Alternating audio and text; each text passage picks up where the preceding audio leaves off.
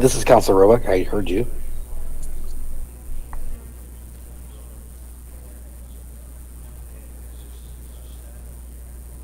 We can hear you. Thank you.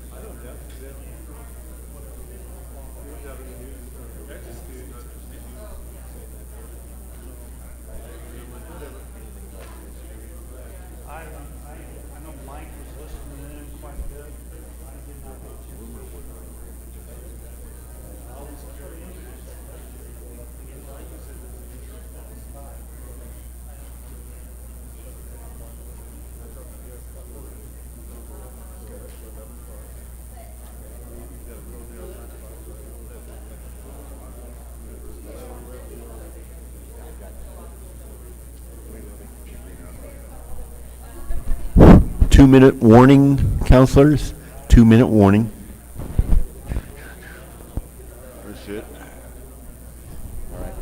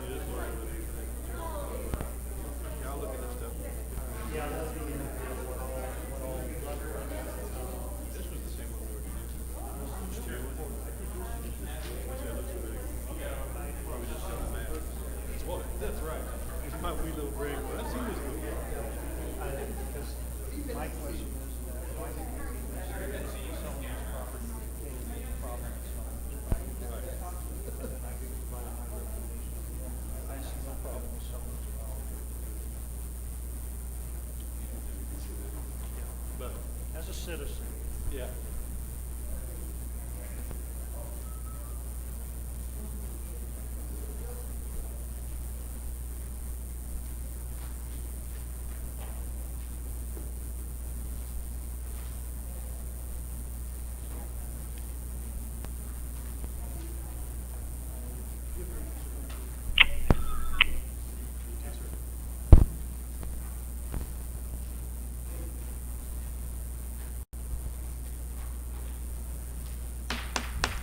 I'm calling the regular meeting of the Roswell City Council for September 10th, 2020 to order. Ms. Call, please call the roll. Counselor Kennard, Here. Counselor Peterson, Here. Counselor Foster, Here. Counselor Oropesa, Here. Counselor Roebuck, Here. Counselor Sanchez is absent, Counselor Perry, Here. Counselor Best, Here. Counselor Stubbs, Here. Counselor Moore, Here. Mayor Kintai. Present. Mayor, you have a quorum. All right, thank you. At this time, I'll ask everyone to please rise while Counselor Peterson leads us in the Pledge of Allegiance and Counselor Foster does the invocation. Counselor Peterson.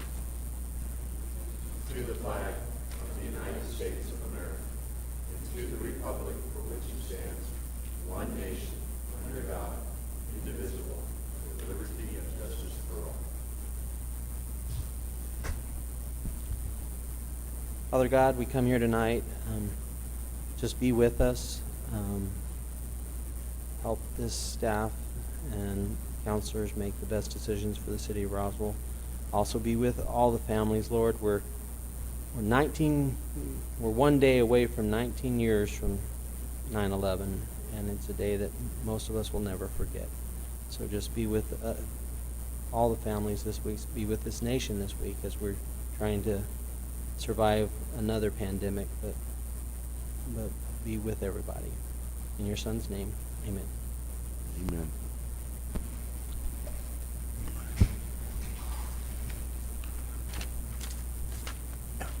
Counselor Stubbs. Thank you, Mr. Mayor. I move to approve the Roswell City Council agenda for September 10th, 2020, to include minutes from the August 13th, 2020 regular City Council meeting, the addendum updating the abstract for item 15, also removing item 4 due to the need of further consideration, remove item 8 from the consent agenda, and place it before item 14 as 14A. Also approving 1 ITB, 3 RFPs, 1 Roswell Air Center lease, and 3 resolutions. I have a motion by Counselor Stubbs to approve the agenda as presented. I have a second by Counselor Foster. Any discussion or debate on the agenda as presented? Hearing none, I will ask for a voice vote. All those in favor signify by saying aye. Aye. Aye. Any opposed, please say nay. Hearing none, passes 9-0. Ms. Call, are we using the vote box tonight? I forgot to ask you. Okay. All right, ladies and gentlemen, I don't have anything really to add tonight. I think Councilor Foster brought up an excellent point. Tomorrow marks 19 years since 9/11, and it is truly an event that some of us will never forget. The agenda, as approved, resulted in items 3, 5, 6, 7, 9, 10, 11, 12, and 13 being approved as part of the consent agenda, and no further action is necessary as they have now been approved. Item number 8 on the original agenda is now item 14A, and as such is the first item up, and I forgot to ask who would be moving this one. All right. Well, I need a motion from,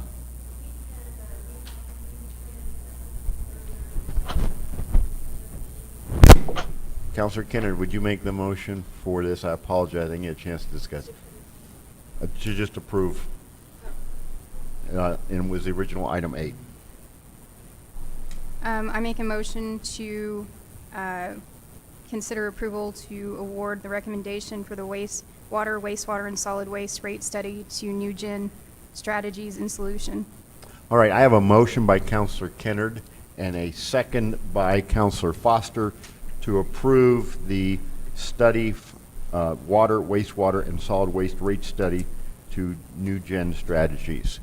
That was a little rough. Sorry about that, folks. Mr. Fuentes, go ahead. Yes, thank you, Mr. Mayor and councilors.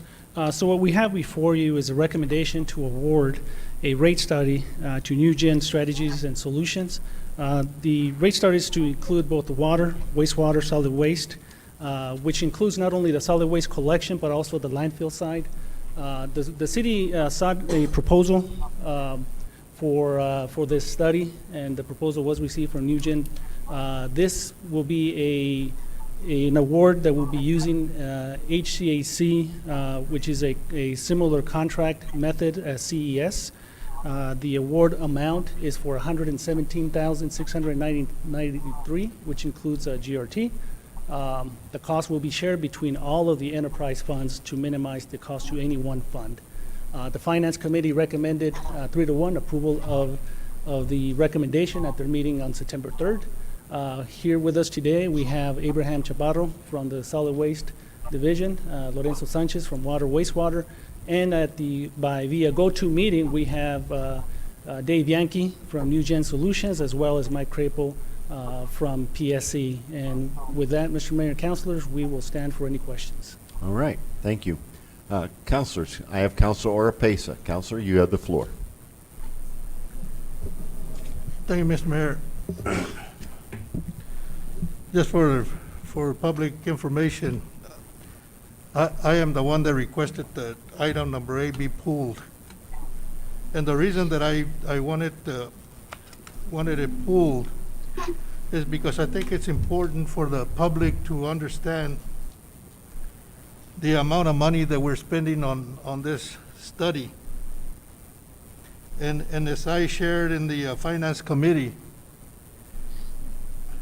you know, I believe we're doing this process backwards, because we went ahead and did away with the fees for the landfill without having anything on hand to be able to replace it. And now we come and are suggesting that we need to go ahead and do a rate study, when in my opinion it should have been do the rate study, then address the issues with the landfill. But that's neither here nor there right now. But again, the only reason that I asked for it to be pulled is because I wanted the public to know the amount of money that is being spent on this study when in reality, even though the gross receipts haven't been bad, but nevertheless, all along, we've been told that the budget, we were in trouble with the budget. And so that is my reason for pulling it. Thank you. All right, thank you. I have Counselor Foster and then Counselor Best. Counselor Foster, you have the floor. Thank you, Mayor. Just a point of clarification. We got rid of the fees from the actual ordinance. That the ordinance actually set the fees for the landfill and for solid waste. And we did away with them, but we went ahead and put them back in a resolution. And we were in that process so that we could streamline the process so that we wouldn't have our fees locked into an ordinance, which takes a lot more time and a lot more work to change a fee. And so, yes, we got rid of the fees in the ordinance, but we reinstated them in the same meeting in a resolution. So we never truly got rid of fees from the landfill. So, thank you. All right, I have Counselor Best and Counselor Peterson. Counselor Best, you have the floor. Okay, so I need to clarify, this monies that we're gonna pay for this study is coming out of the water and that department, correct? It's not coming out of general funds, any of that, is that correct? It's coming of all of the enterprise funds, water, wastewater, solid waste. Correct. And I feel that this is a good time for the study because we have all of the new meters on all of our waters here in town. And we need to see what was, what is, and what can be. So I'm all for this. I think, I do not believe it's a waste of money. I believe it is what we need for this city to streamline, like Councilor Foster says, to streamline it even better. So, thank you. All right, I have Counselor Peterson. Counselor Peterson, and this will exhaust my list. You have the floor. Thank you, Mayor. I agree that this is a lot of money wasted. The water, wastewater, and solid waste department, they do their own budgets. They know how much money they're getting in. Why are you going to spend $117,000 to, you guys have the budgets already. You should know how much you're getting. Thank you. All right, that exhausts my list. Mr. Mayor, Yes. Councilor Perry would like to speak. Thank you, Counselor Perry. Then I have Counselor Orpeza wishing to speak again. Counselor Perry, go ahead. Thank you, Mr. Mayor. I apologize for not being able to attend in person this evening. Look forward to getting back there soon. Very quickly, one question that I do have is with some that have mentioned so far the situation of this being a waste of money or that this is being done backwards. I've not heard any suggestions on another way. I am ready to move forward and vote in favor of this because I'm not hearing a better way. If we have someone with staff, if we have a counselor that has a better way, I'm ready to hear. But if not, from what I have read, from what we have seen, from the presentations we have made, this is a step forward. This is not anything new. This is what most municipalities, as a matter of fact, any that have the kind of infrastructure that we have, this is a common practice amongst municipalities and governments. So, thank you. All right, thank you. I have Counselor Orpeza, but before I go, Counselor, we had discussed the idea of seeing if any other counselor wishes to speak who has not yet spoken before a counselor speaks a second time. Now, I do have Counselor Kennard right after. Do you wish to speak? All right. I will, if you don't mind, Counselor Kennard, go with Counselor Orpeza and come to you. Counselor Orpeza, you have the floor. Thank you, Mr. Mayor. It is true that they were trying to streamline through resolutions instead of the rules. However, what we're doing by resolution is piece by piece. We did away with all the fees. And then we're looking at certain fees with a resolution And then next time, we're gonna look at another fee with a resolution. And so, you know, to me, in addressing Counselor Perry's comments, the best thing to do, as far as I was concerned, is do the study first and then look at the study. Because it seems to me that you're taking action after the fact. But again, I would have preferred to have the study first before we did away with, not that we did away with it, we did away with it temporarily until we come up with a resolution concerning each fee. Thank you, Mr. Mayor. All right, thank you, Counselor. I have Counselor Kennard. You have the floor. And that exhausts my list. Thank you, Mayor. Mr. Fuentes, why would a municipality seek to do a rate study? Yeah, Just to clarify. Yeah, Mr. Mayor, Councilor Kennard, as with all of the communities who are having to deal with infrastructure needs, usually each of the enterprises, since they has to be self-sustaining and be able to address all of the infrastructure upgrades that is needed, as well as the replacement of equipment, that's what usually we do on a regular basis, is to conduct a rate study so that we can make sure that we have the appropriate level of rates within each of the enterprises to be able to provide for that, the upgrades to the infrastructure and all of the services that is required. A lot of the communities, sometimes that fail to provide annual adjustments, usually end up being behind. And when you seek funding from agencies, they will look into what your rates are and do they get adjusted annually. So this will allow us to have an opportunity to really get a good study to assess which of the rates need to be adjusted to make sure that we meet the current needs of the system. And as it was pointed out, as an example, the wastewater was commingled with the water for many years, and now it's time that we're actually going to do an actual rate study for the wastewater so it can be self-sustaining. And that's just the standard practice that municipalities do to make sure we have the adequate resources to keep up with the infrastructure. And this would justify why we would charge for each of those services the amount that we would charge. That is correct. Right. And just for clarification, because I feel like there's some confusion about the fees that were taken out of the ordinance and put right back into a resolution, could you address that? That is correct. So, and as it was pointed out, the council did move them from the ordinance, but within the same meeting, they were readopted by resolution. So we have not deleted any fees. They were just, now they exist in resolution form.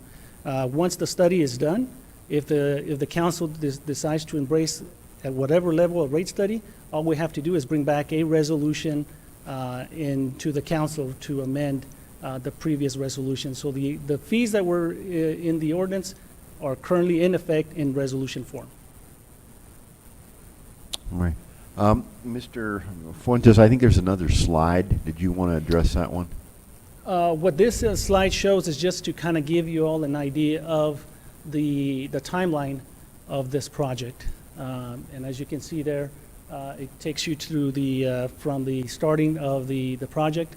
And we have, as I mentioned, Dave Yankee on the phone if you all wish to kind of go over in more detail the timeline. Okay. I have Counselor Foster. Counselor, you have the floor.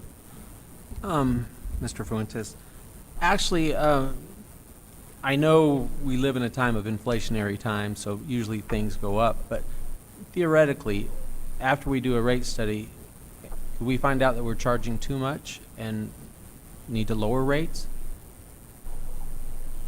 Mr. Mayor and Councilor Foster, that is correct. I mean, it could go either way, and that's why a study kind of will give us a good gauge as to what the recommended rate would be. So, I mean, that way we know we're charging a fair rate. That is correct. And so it could be that, we might be charging too much now, and we could be saving the citizens of Roswell money later. So, thank you. All right. That exhausts my list. Mr. Since Mayor. we have so many individuals on go-to-meeting counselors, I would like to suggest a roll call vote for this item. So counselors, a yes or aye approves the commissioning of the rate study by New Gen Strategies and Solution. A no or nay rejects that. So, Ms. Call, will you please call the roll? Counselor Kennard. Yes. Counselor Peterson. No. Counselor Foster. Yes. Counselor Oropesa. No. Counselor Roback. Yes. Counselor Perry. Yes. Counselor Best. Yes. Counselor Stubbs. Yes. Counselor Moore. Yes. Motion passes. All right, thank you very much. Vote was 7 7 to to 2. All right. Next up is original item number 14. Counselor Stubbs. Thank you, Mr. Mayor. What I'd like to do is amend a few things in the motion as I make it, if that, or do you want me to make it as it is and then make an amendment? Go ahead and do it as it was presented in the agenda, and then you can, I'll come back to you for an amendment. How about Okay. that? All right, thank you. Mr. Mayor, I move to approve Resolution 20-54, adoption of a resolution of the City of Roswell, New Mexico, consider approval of proposed Resolution 20-XX, authorizing conceptual approval of the City of Roswell Housing Program. I have a motion, and Counselor, please activate your motion button. I have a motion by Counselor Stubbs and a second by Counselor Kennard to adopt Resolution 20-54. I'm going to ask Mr. Morris to explain it, and then I'll come back to you for the amendment. That's fine. Very good. Mr. Morris. Good evening. This is a request to consider approving a concept plan, a conceptual plan. Can you hang on a second? I'm having a little trouble hearing. There. Yeah, it was better. Mr. Fuentes was kind of Yeah. quiet, too. Try to stay out of the way. This is a approval for a concept plan for a proposal to help develop new housing within the city.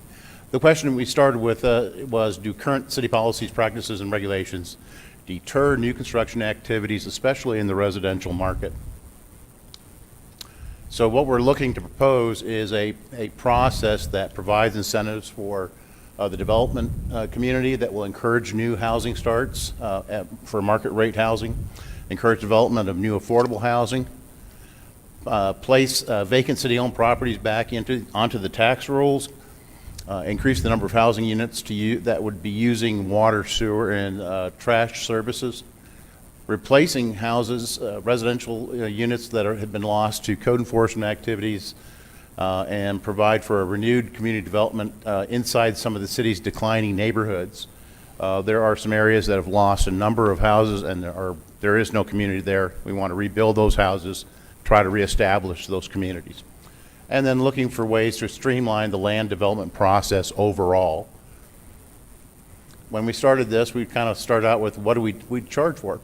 Why do we need a new process? Well, the current process that we're using, we think, does discourage new development. Currently, the city requires paying a number of different kinds of fees for different kinds of building permits.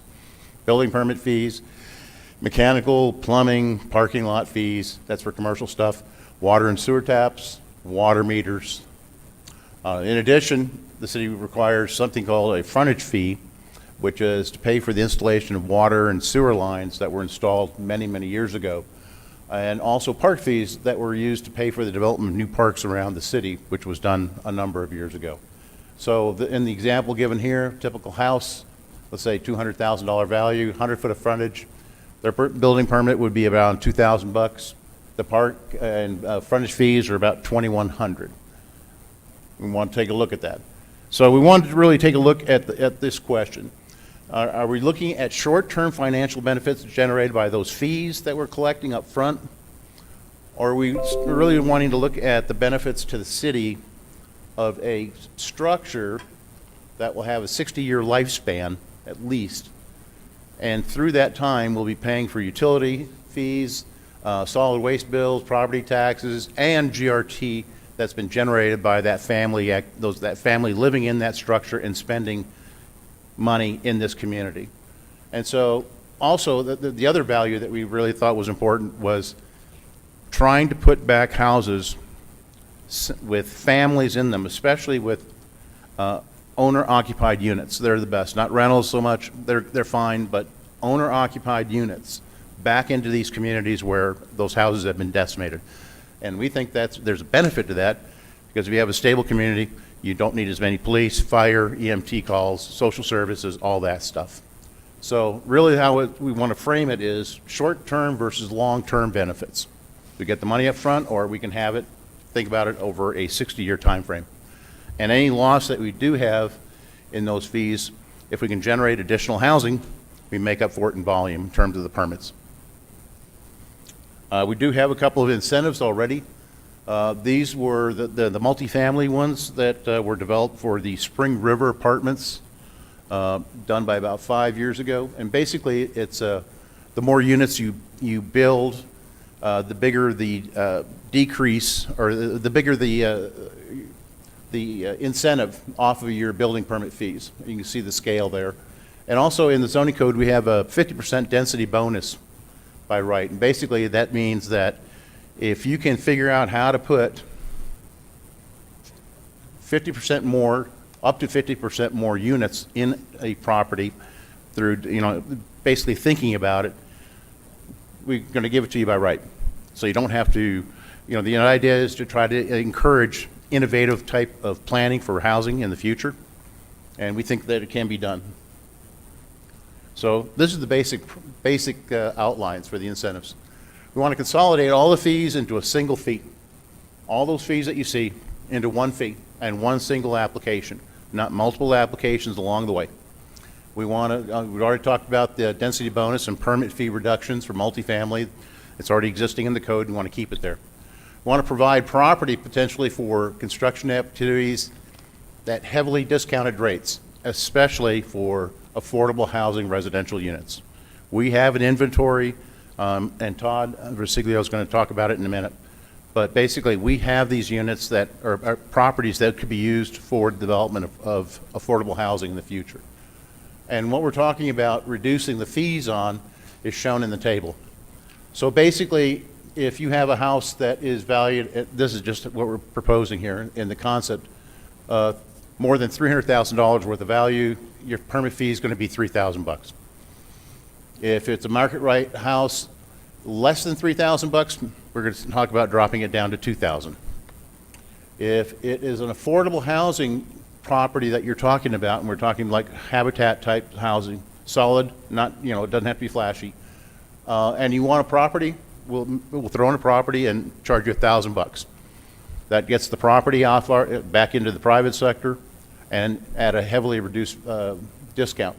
If you don't need the parcel, make it $750, and then the multi-family or the mobile home residential unit, the placement permit, $500. So the idea is to drop all those fees, consolidate them into one, and if you're doing affordable housing and you want a property to go along with that house, we can find you one. So Todd's going to take it from here. Todd?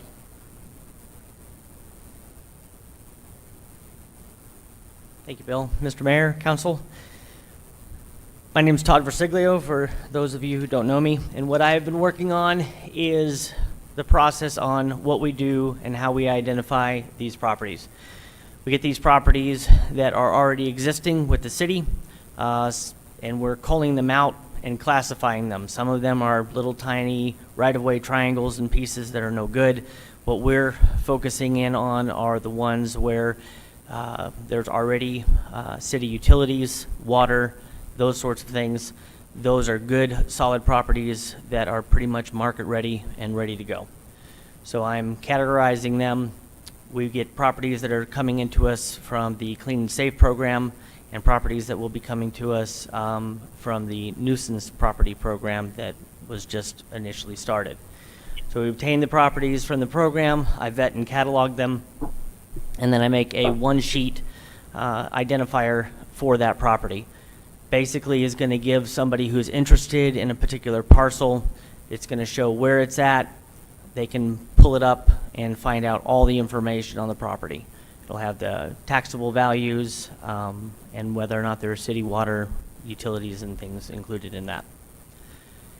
So after the vetting and cataloging process, we're working with the city marketing department to get those properties back out to the public through social media and other various sites. We'll do a sale on those properties with market rate, property assessor values, clean, clear title, so that we can go ahead and move these things and, like Bill said, get them back onto the tax roll. Non-market rate properties, the affordability period is 5 years. Mr. Morris will explain a little bit more on that, and then continue to develop incentives for those properties to make it easier to get them back out to market. Thank you.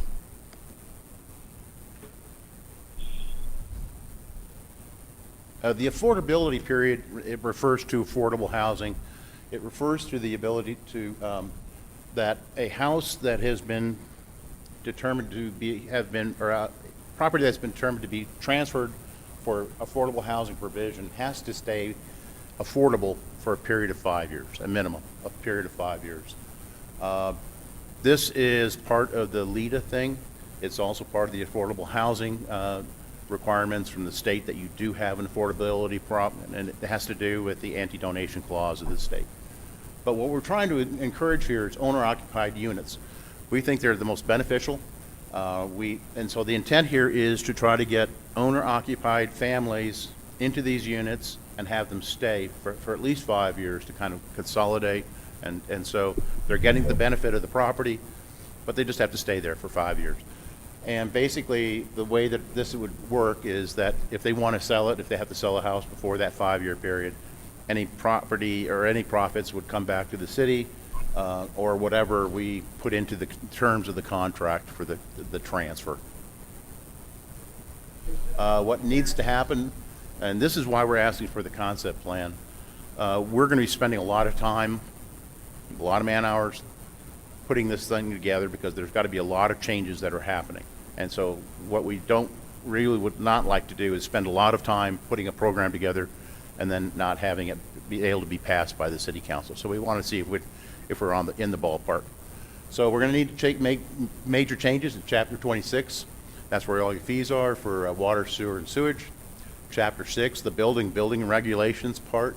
We're going to have to, that has all the building fees in there. All that's going to have to be changed. And we're going to have to add a new section that shows the housing development program that we're outlined here.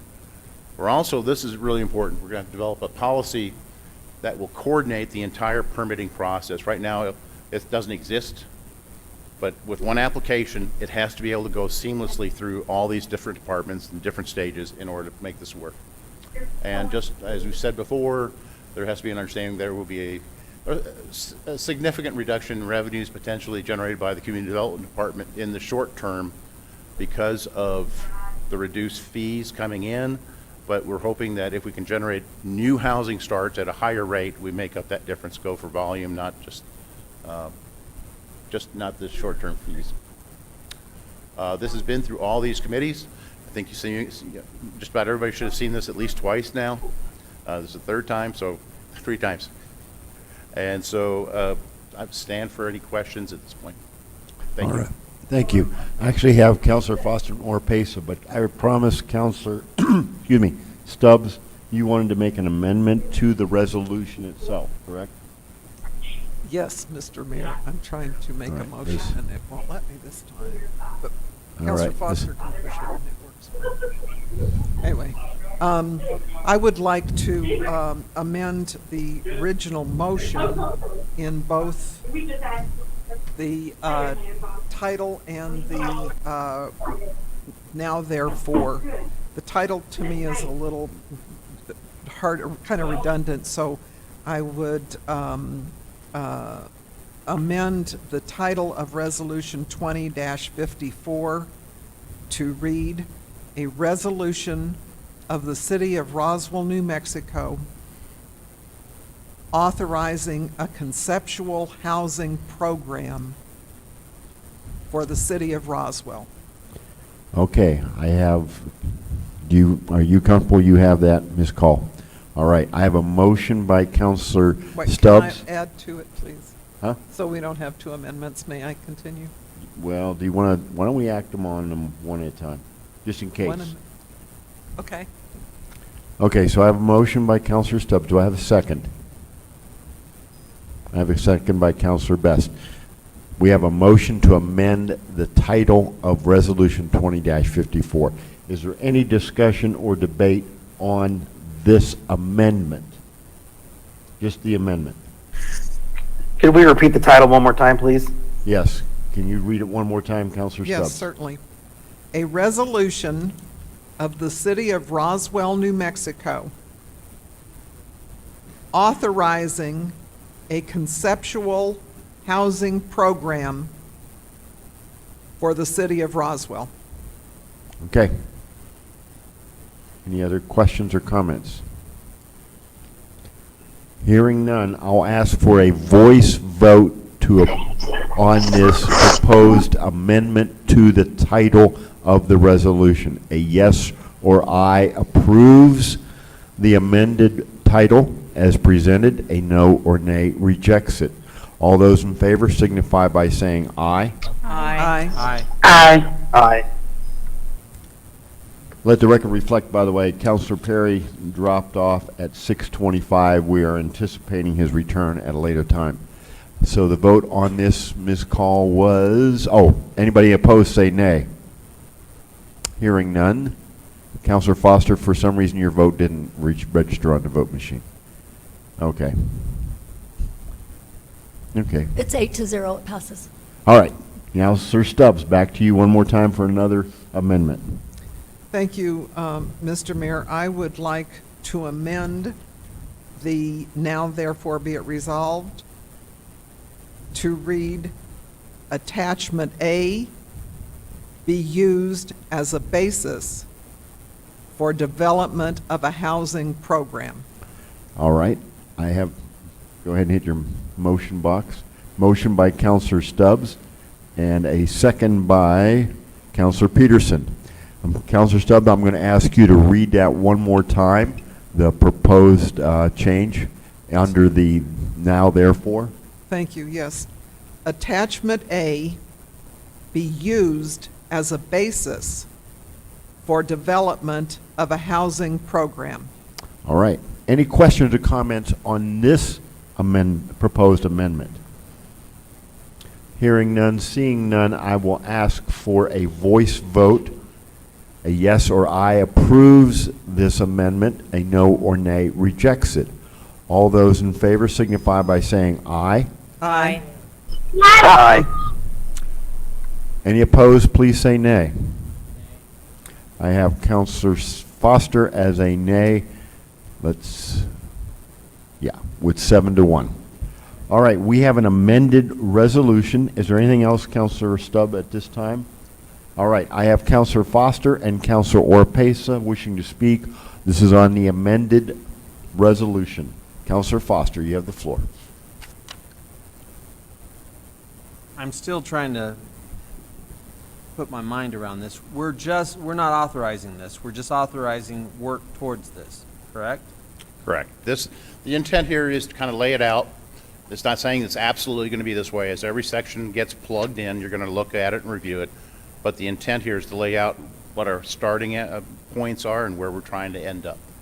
Because I still have some, and the reason I voted nay for the attachment is because in the attachment, it still says owner selling before the end of 5-year time frame would remit to the city any profit over the initial purchase price or the negotiated terms between the owner and the city, where I understand the concept of it, but the idea is we're not going to have the full, somebody might be making $50,000 on a home. They don't owe the city $50,000. They owe the city whatever if we cut off $5,000, $10,000 worth of fees, that's what the city would have gotten. And here we're saying you owe us the whole $50,000. And so I say that would cut down anybody wanting to. Because, I mean, initially you could say, yes, I want to live in this for 5 years, but we don't, people get transferred, all things happen. We don't know what's going to happen 5 years from now. And the idea that initial, that they're gonna walk away from all that they've invested in is, to me, would cut it back, and that's not what the city is looking at. We're not looking to, I would see that we would want what we had invested in the property back, and not everything else that was in. And so, at the time we first showed this to me, I said that, and we've seen no change. And so it gets to the point where I have a hard time voting yes for anything that I don't see change. Every time I bring up points and it's not initiated, then I'm going to still be a no for this. Not that I don't think we need to have this program. I just can't conceive of keep saying yes to something and things not changing. So, all right, I'm done. Thank you. I have Councilor Pesa, and I exhaust my list. Councilor Pesa, you have the floor. Thank you, Mr. Mayor. The problem that I'm having is trying to think this process through. And I'm having a very terrible time doing that. So can you, Bill, take us step by step how this program will work? And I understand this is not set on stone, so I understand that. But can you take us through an example of how when the city takes ownership of a land, how it becomes Somebody else's? for somebody else to take ownership? We're going to be putting it, and that's all part of the details that'll come into here, but basically the idea is we take over ownership. We'll put out advertisements once we vet the properties, as we said in the presentation, vet them, put them on the market through multiple sources, and then we're going to take a look at those offers. And that'll be part of the consideration for all of this. We'd like to actually make it pretty routine. If somebody's coming in ultimately to do an affordable house and they want a property, it's going to have to be worked out. There's a lot of details, a lot of steps. Like I said, it's going to take 150, 200 man hours to do this. So that's what's in here. But basically, city takes it, vets it for what it could be potentially for, puts it on the market, somebody buys it, somebody builds it, and the deed gets transferred. Okay, can you let's take for example the address that was put up there, 1616 East Bland, had $50,000 value with 16,000 I think is taxable value. That's a taxable. It's 50,000. And we're using the assessor's market on this one. We're trying to make it quick. Otherwise, we'd have to do property appraisals on all these properties. That just adds to the cost and the time. So you put it on the market. Mm-hmm. Are individuals able to bid on it as well as contractors? Yes, whoever wants to buy and build. And one of the important parts on this is that there's probably going to have to be a clawback provision in here, that somebody doesn't buy a property and hold on to it. The idea is that a house or houses spring up out of the ground based on the sale of this property. So that's basically what we're looking at. There's a lot of questions that have to be asked, but basically the intent is just like I laid it out. We get it, we put it on the market, we hope to sell it, and hopefully the incentives that we're proposing, the cost reductions, the consolidations into one parcel or one fee, one application, entices people to actually do that. And hopefully there are places like this piece here is actually half an acre, so you could do 3 units out there. You could do different things. It has water and sewer available. So, I mean, there's going to be, and then using those other incentives, this one here is a multifamily possible. I mean, you could possibly get 5 units on this thing. So there's options. We don't want to stifle them. We want to make it as let people's creativity go. I know that there are developers out there that could do that. So, but the details are going to be worked out over the next whatever time it is. The price on this 1616 East Bland, based on the assessor's office, is valued at around $50,000. The city would put it out there for $50,000, right? We can put it out there for 50. But then again, all the property sales have to come through you guys. That's right. Please. I wanted to try to help with this. So Mayor, City Council, there's about 3 different methods of releasing property in here, and understand it goes back to how we acquired the property as well too. So if it's through the clean and safe process, we tore down a dilapidated structure on that house, we set a lien on the property. And the intent is to recollect that lien, the cost that the city had to go in there and do the work that it had to. One of the things that came out of our housing summit even last year are the hurdles that the developers, that people have in building housing in Roswell.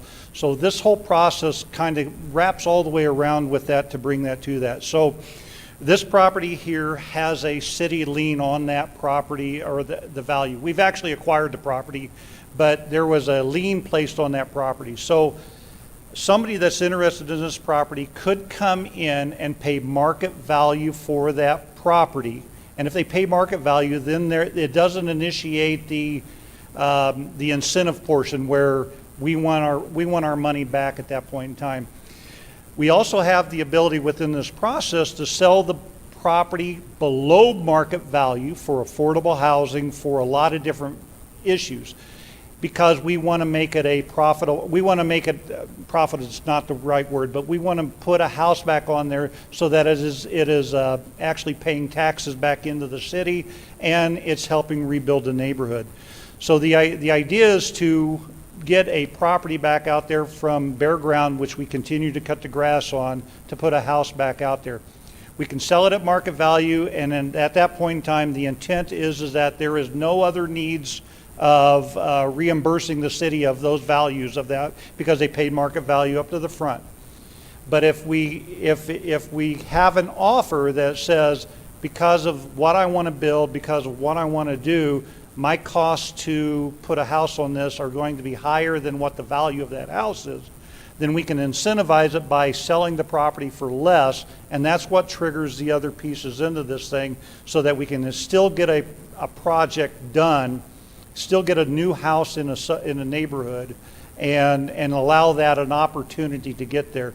What we don't want to do, and when we talk about the rollover, is that we don't want to have somebody rolling over the property and making a true business of it on the taxpayer's expense. We either need to recollect that, or we need to be able to understand why we're committing out there, because housing is of need in our community. So we take the house, we sell the property for whatever that value is or whatever that offer is, and we work the incentive package through that process.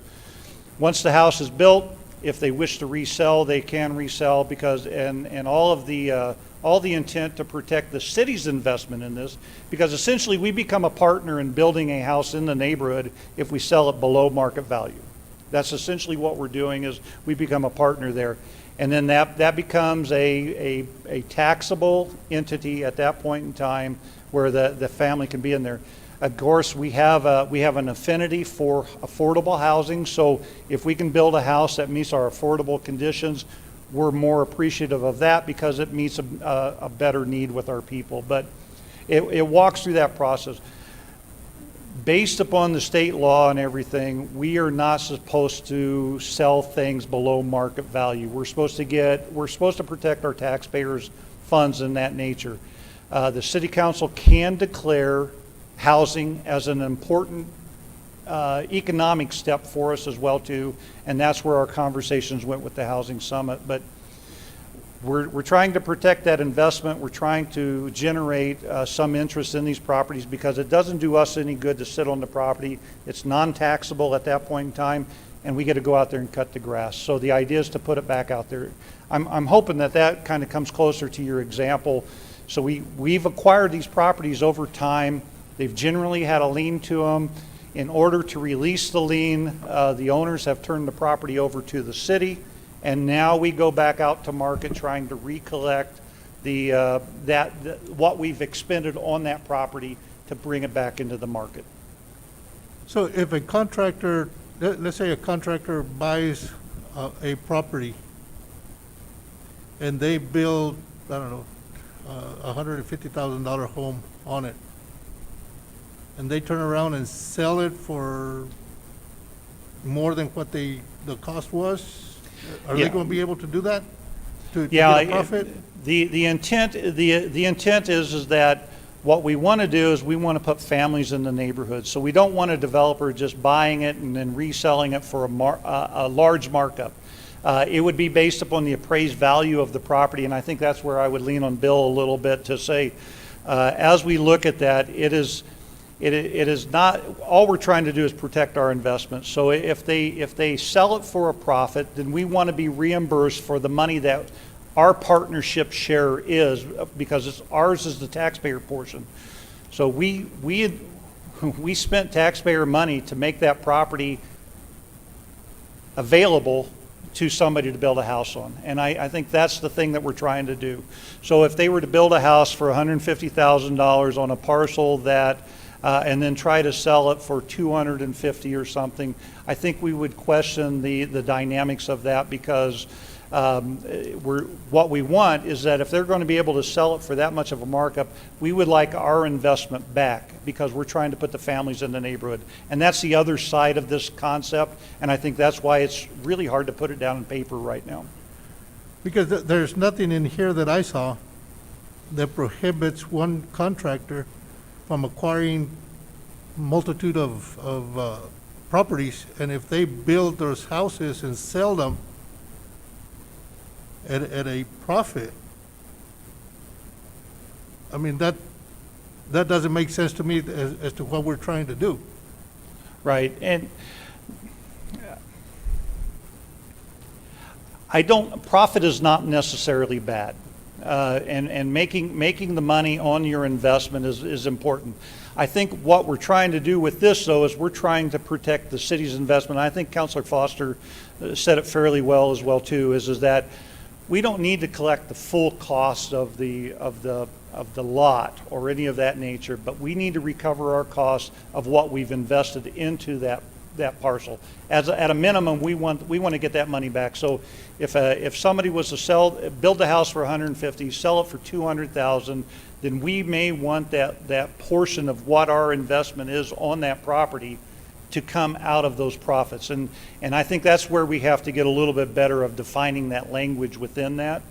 But I mean, we're not going to have a contractor build things for below what, I mean, they're going to want to make some money at that. If they're investing into it as well, they're going to want to make something off of that. But I think what we're trying to do is control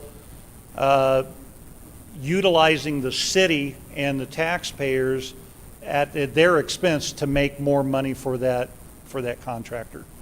Because our idea is to get these homes built back up, because bare lots in the neighborhoods are not necessarily a good thing either. Getting homes back in there, getting families back into some of these neighborhoods that have that really want their neighborhood to return back to what it was is more important.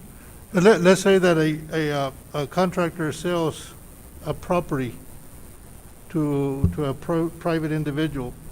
That individual lasts there 3.5 years. According to this, they would have to return the... No. If and the model that Bill is using is one that is that's used heavily up in South Dakota as well too, and it's called governor's houses. So they go out and build a house, a starter home for a family that needs a home. They're allowed within a certain period of time to resell that house and get their value back out of the house. But because the government was involved in providing for their ability to get the house, we want the increased value to remain with the property, because the intent is to keep that property being utilized for starter families and such. And so the idea of that, so if we had somebody that went 3.5 years, moved out of the house, they can sell the house for what the market value is of that property. But if they're able to sell it for more, then we want that value to stay there or return our value. And the intent is that we believe that the developers are going to build most of these homes. We hope that we have some of the property individuals go out there and build their own, but we believe that the contractors are a key to this system as well, because they can buy up some. But I think also the idea of infill is more difficult than just building on green land. And that's why I think that, like the French Brothers and everything, those are green land developments. And so the idea is to try to incentivize so that we can get infill, because everybody's going to look at the value of what they're putting it next to too, and trying to make sure that they're protecting their investment. So, but the idea is that the 5-year window is to make sure that we have a taxable property for 5 years, so that the taxpayers' partnership share is protected for at least that long. And it'll depend a lot on the nature of the paperwork when we get into it. But Can you tell me on the Clean and Save where the majority of the properties are located in the community? I could not tell you specifically on that. I will tell you that I know that with the way the Clean and Safe program has been going, they are scattered throughout the city. There is not one segment that has been more effectively hit through code enforcement. There's been homes on the north end, homes on the west end, homes on the east end, and homes on the south end. And I think those are the homes that are coming to you in these tranches of we couldn't get a plan to improve it, so therefore we have to condemn it. And so there isn't one area I think that's heavier hit, but I would say that, predominantly you will see more. You'll see older housing that may or may not have been taken care of as well in the older sections of the city, but we have them in the historical district as well too. Because as I go through my district, it seems like the older homes that were there have been demolished, and I'm just going under the assumption of what I see, not that I have any proof, but it seems that the east side is the one that has lost more houses than any other part of the community. Yeah. And I think, I guess I want to change our process with Clean and Safe a little bit, and I'm going to digress just a little bit. Please bear with me. But the way we're doing it now, we never really reset a neighborhood. We're going after the worst of the worst. We're going after houses that have been not maintained for a long time. There's generally, at the end of the day, there's generally nobody that wants to salvage that house by the time we get our hands on it through Clean and Safe. What happens, though, is that we have them scattered throughout the city. And I'd agree with you. I think that, the east side is an older area of town. I think the thing that frustrates me with that is that you drive down every one of our blocks, nice house, dilapidated piece of crap, nice house, one that people are trying to work on, new families, all of that's through that. And I think that's where we struggle with all of those pieces. The older section, I think, has more, but what I want to do with code enforcement is that I would rather blanket a neighborhood at a time, so that we could get through that neighborhood to the process where it can be reset. Our current process, I don't think we ever see a picture of how effective the Clean and Safe program is, or the broken window theory of what it is. I don't think we ever get to see that picture.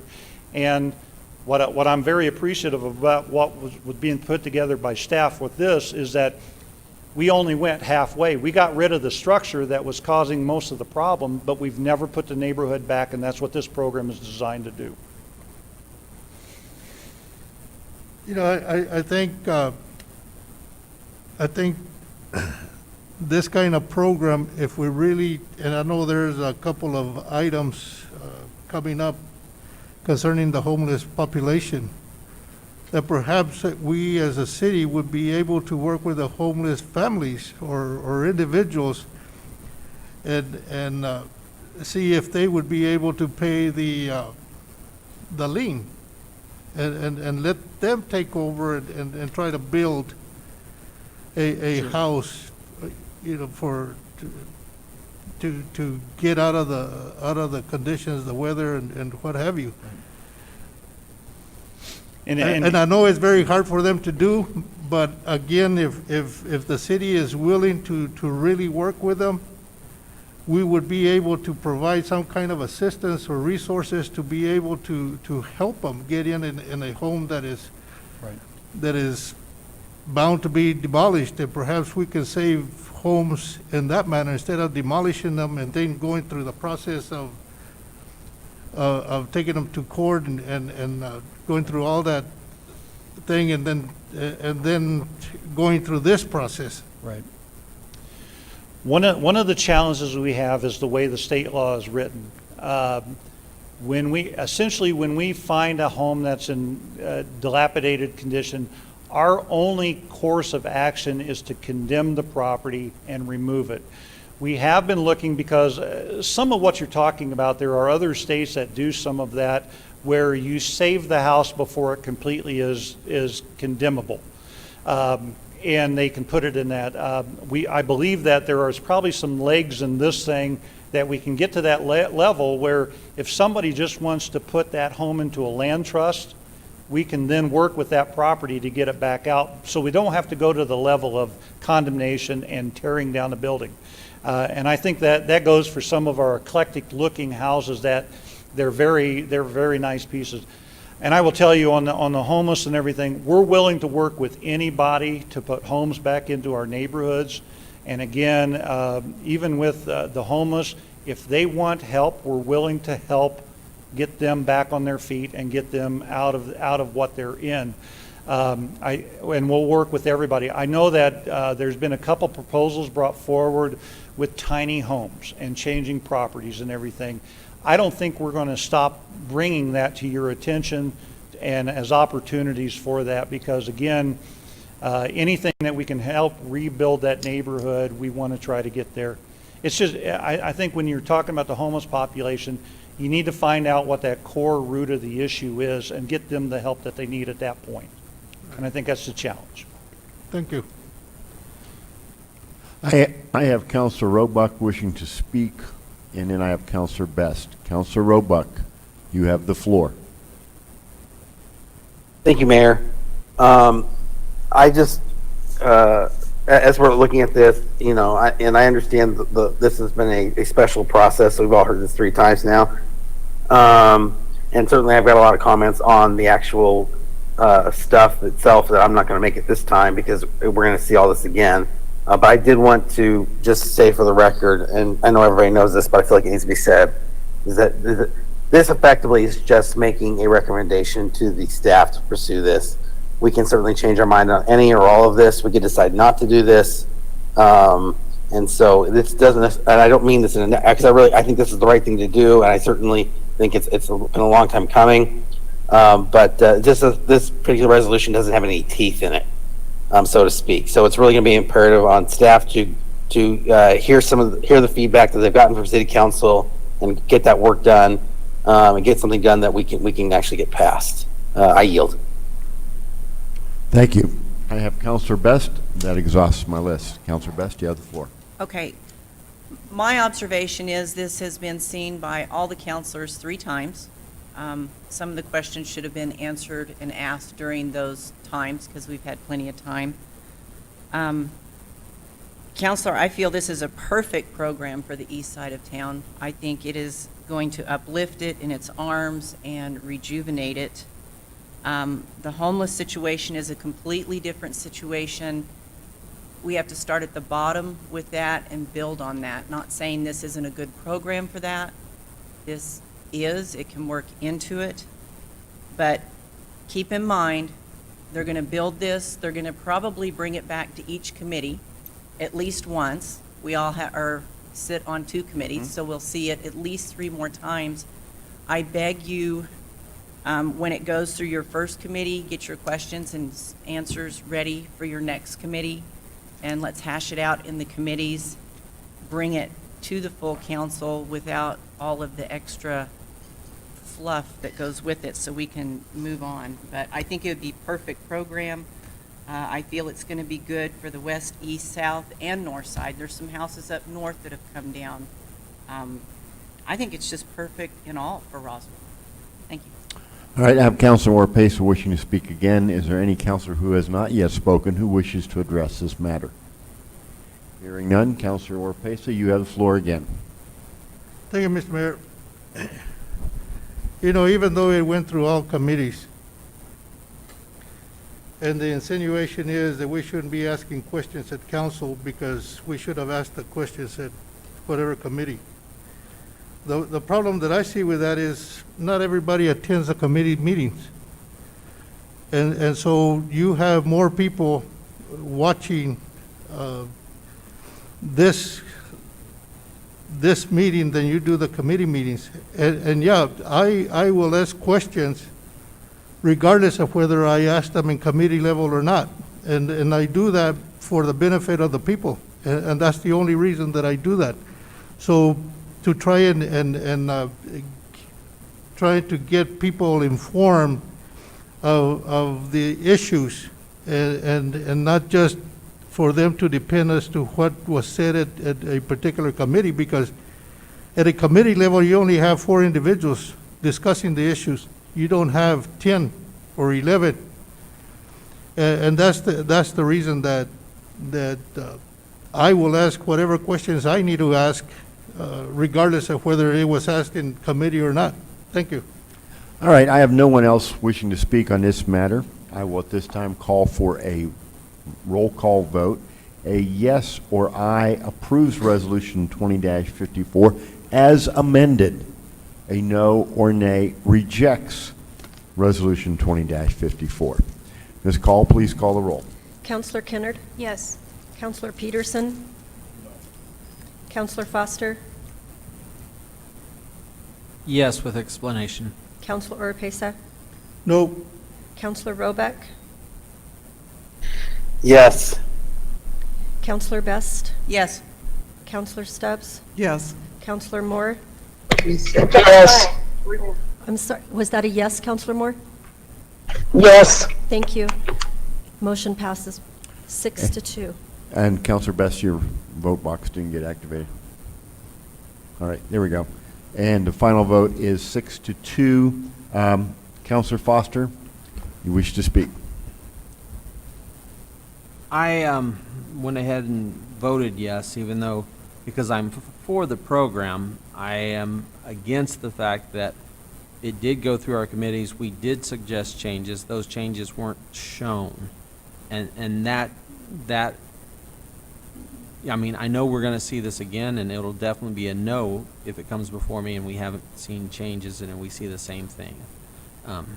But I just wanted to make my explanation. Thanks. All right, thank you. Next up is item number 15, Councilor Foster.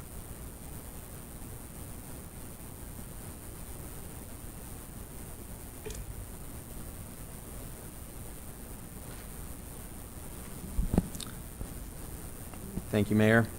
I'd like to make a motion for Resolution 2055 for the council to consider approval Resolution 2055, Museum Arts and Center admission rates. Excuse me, Counselor Foster, I apologize for interrupting. Mr. Mayor, Counselor Roebuck would like to make another comment. On his vote? Okay, is it on the previous matter? We're trying to find out. Okay, this is... Mr. Mayor, I apologize. Can you hear me? Yes.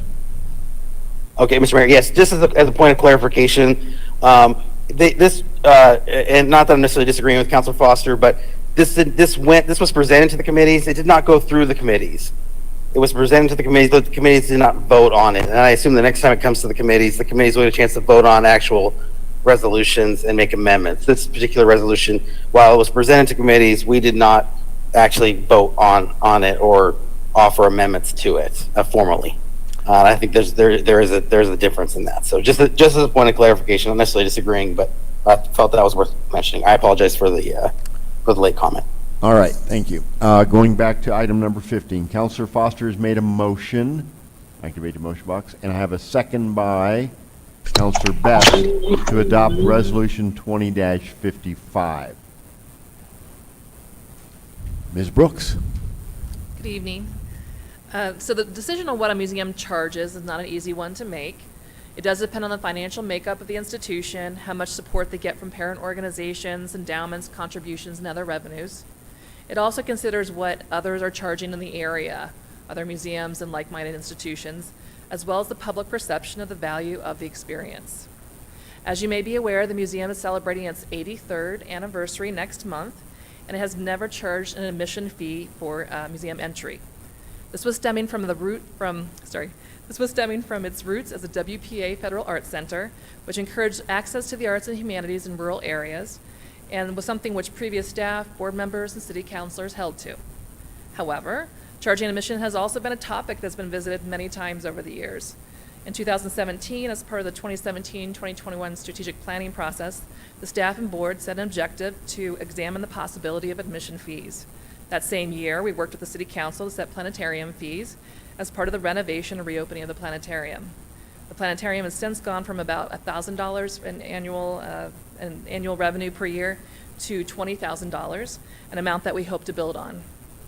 For museum admission fees, there has been some discussion on waiting until we could renovate the lobby and to make taking fees more conducive. However, with our current budget constraints and the renovation discussion on hold, we need to consider fees sooner. The conundrum is what to charge. So what kind of balance do we want to set between ensuring accessibility and offsetting our expenses? What impact will charging have on the reputation of the museum? I researched other New Mexico institutions and held discussions with staff and board members, and the following is what we proposed to General Services is now before the full council. And I want to add before I go to the next slide and discuss the fees, that this is just for entry to the exhibition spaces. It doesn't apply to visiting the museum store, to picking up and dropping off children for classes, for attending adult classes, planetarium shows, facility rentals, and auditorium events. So it's just for visiting the museum's exhibition spaces. And so this is the fees that we've discussed so far. Adults would be age 16 and up, which corresponds with our planetarium rates as well. And that would be $10. Roswell residents, students age 16 and up, seniors 60 plus, active military, and veterans would be $7. Combined adult rate for museum and planetarium, $12. Groups of 10 or more would be $8 per person. And then we have a series of different categories that would be free.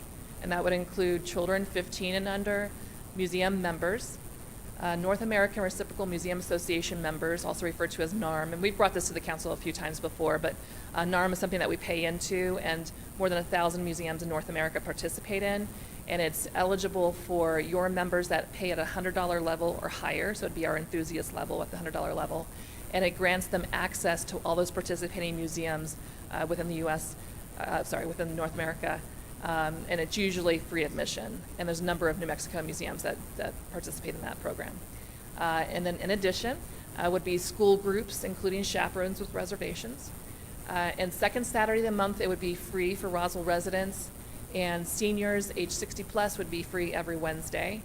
And then I put in a point here, and it's definitely open for discussion, but I would want the ability to make exemptions in certain situations.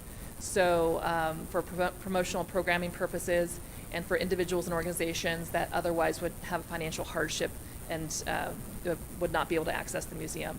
And so there's different ways to look at that. So when we partner with the school district and we present family art nights, the focus is on the family, the focus is on bringing kids and their parents into the museum and to do hands-on activities, again, in partnership with the school district. And so I would propose that we would not charge that evening, and we want to encourage people to, come to the museum. Another example could be that we do a promotion, let's say a rack card that goes to all the area hotels, and on it there's a $2 discount. So that would be one. Another could be we partner with the UFO Museum, And if someone attends the UFO museum, they have their green sticker on them, or they have a receipt with them, then they can get a discount, coming to our museum. Another example could be to BOSA, and I brought this up during general services, and we talked a little bit about that. But for instance, we want to support TBOSA's activities and them coming and bringing their young adults and adults to our facility as part of their programming. And so, for instance, I would propose that we would not charge them. The other side of it is that we could, consider setting up a program to cover those waivers. So let's say we get a corporate sponsor who wants to sponsor the free days that we offer, or help offset those costs for groups that couldn't ordinarily afford to do it. So there's things that we can work out, but that's something I'm looking for a little bit of flexibility in.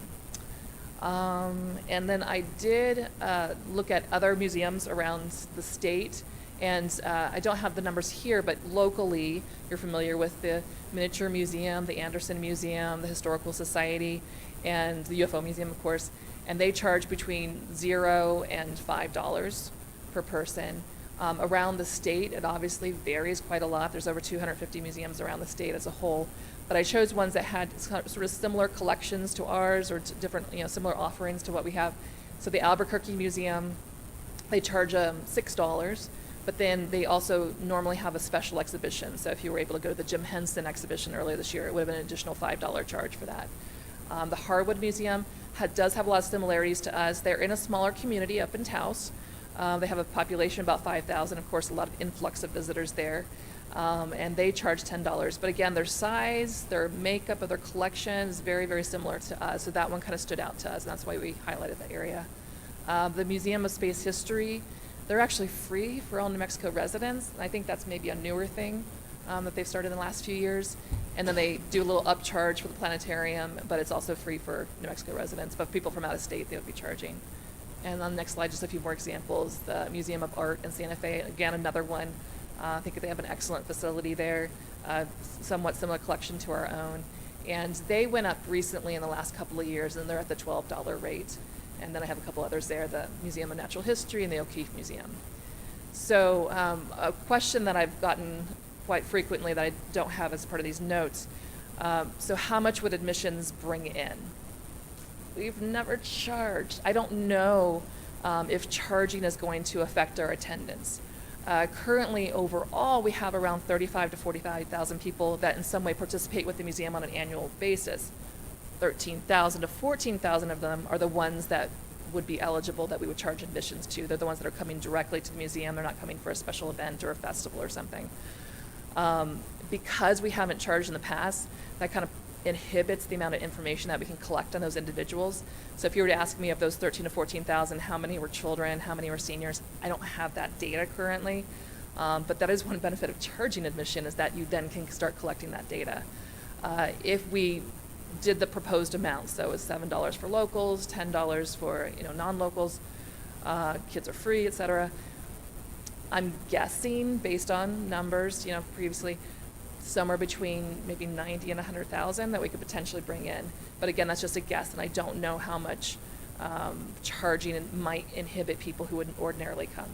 On the other hand, we want to encourage people to get memberships. So by charging, we're hoping that that'll increase the number of people locally and around the state who will want to take a membership with us, because again, they would be someone who could come in for free. So that would kind of boost our membership program, which we're wanting to work on as well. So I know it's a very difficult decision. This is kind of a new concept for us. Again, we've been around for 83 years and we've been free. But we do understand our financial commitments and the discussions that have happened over the last previous months. And again, even before then, we have talked about charging admission. It's just what rates do we want to set is kind of the big question. I'm happy to answer any of your questions that I can, and it's back to you. So. All right. I have Counselor Foster, Counselor Orpayson, Counselor Stubbs. Counselor Roebuck.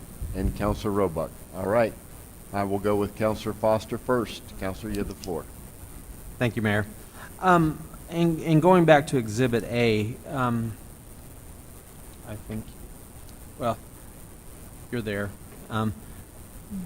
One thing that I thought we might want to change on here is the fee exemptions may be made and for the discretion of the city manager or designee. That way, it's if you're not there, there's an ability that we in place So, off the bat, I'd like to make a motion to amend Exhibit A and the last paragraph where it says fee exemptions may be made at the discretion of the city manager or designee to take the place of department head for promotional and programming purposes. I have a motion by Counselor Foster and a second by, you want to hit the motion box? It's not sure. And then a second by Counselor Best to amend Exhibit A. Ms. Call, are you comfortable? You know what was put out there. All right. We have a motion and a second to amend. Any discussion on this proposed amendment? On the proposed amendment only? Seeing none, I will ask for a voice vote. A yes or aye approves the amendment. A no or nay rejects it. Once again, the amendment is to substitute city manager or designee for department head. All those in favor signify by saying aye. Aye. Aye. Any opposed, please say nay. Nay. Nay. I have 2 nays. Let's see. It's not Motion showing. passes. All right, there are 6 to 2. 2. The amendment passes 6 to 2. Counselor Foster, you still have the floor. And just doing the figures, I mean, with 2019, we had 1.28 million roughly budget. And the 35,000, if we use the full 35,000, then roughly the city was paying $36 for everybody that walked through that museum. We're asking for less than that. If we did the 14,000, like you said, that would be then you could pretty much say just 2.5 times that amount is what we were paying for everybody that walked through that museum. I understand the value of the museum. I love this museum, and I, for the longest time, thought that we should never charge for it. But there again, there's value when we start charging, and I think that allowing the free months, or the free day of the month, the second Saturday of the month, allowing the every Wednesday for seniors 60 plus, it puts value to it, and we will probably see more traffic through our museum. And so I reluctantly have agreed that we should start charging. I think it will be a great thing for our museum, and I think it'll also give the museum some freedom when they start seeing how much money they can bring in to help their own cause. So, thank you, Mayor. All right, thank you. I have Councilor Oropesa, Councilor Stubbs, Councilor Roebuck. All right, so Councilor Oropesa, you have the floor. Thank you, Mr. Mayor. Just a matter of correction on the abstract. The General Services Committee recommended 3-0 instead of 4-0. Or 2-1, whatever it was. Because Right. the abstract says 4-0. Right, that's why we have the addendum to correct that. It should have been 2-1. Okay. All right. Well, anyway, the question that I have is, are we going to consider the museum as an enterprise fund as well, or is it all the money that is being received through fees, are they going to general fund, or are they going to the museum foundation, or how is that going to work? Mayor, City Council, as we set up this budget, it's not an enterprise fund, it is a special revenue fund. And by setting up as a special revenue fund, it can still be fed by the general fund, but the money generated by the special revenue fund, by the museum itself, will remain with the museum. Okay. So these fees will help support the museum. That doesn't change that the city council could continue to put general fund money into the museum as well. It's a special revenue account, not a enterprise fund as such. So if the museum needs money for whatever reason, then they have to go through a process of requesting the money through. Yes. Finance? Outside of the budget process, where we will determine how much we think is going to be anticipated. So if they had any additional expenditures, say a boiler broke down or an HVAC unit went out, that request, depending on the value of that request. So anything below $60,000, I would just make the approval for that. If it's over $60,000, it will come to City Council for consideration as to what revenue source we would utilize to feed to the museum to take care of that issue. So the money that is being raised through the foundation, through membership and those type of things, are they going through the same process?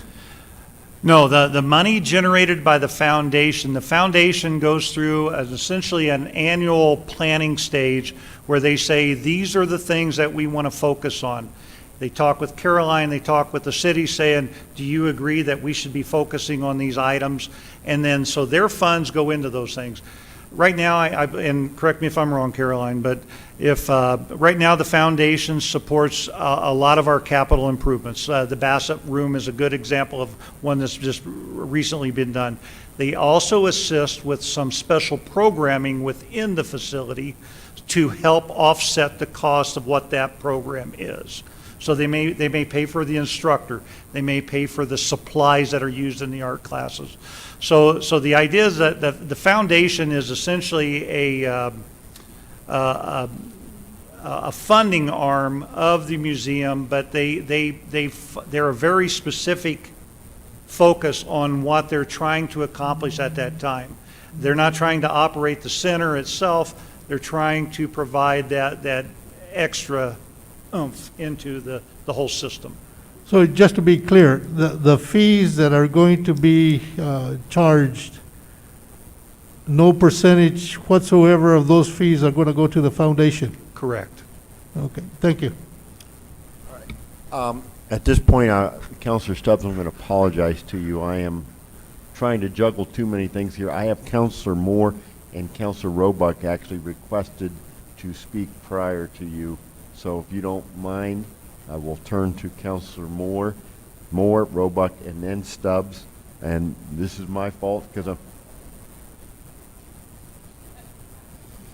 this is frightening on a number of levels. Counselor Moore, you have the floor. Good afternoon. I also apologize for not being available. My concern with this when we were in General Services was that the price just was not discussed at all. I'm all for charging something. I think $10 is kind of high for a start. I also liked her idea about combining events and the tickets at motels and stuff like that. But I don't know why I'm having so much struggle about. I understand we're trying to do this leverage, where we get some money back and all that.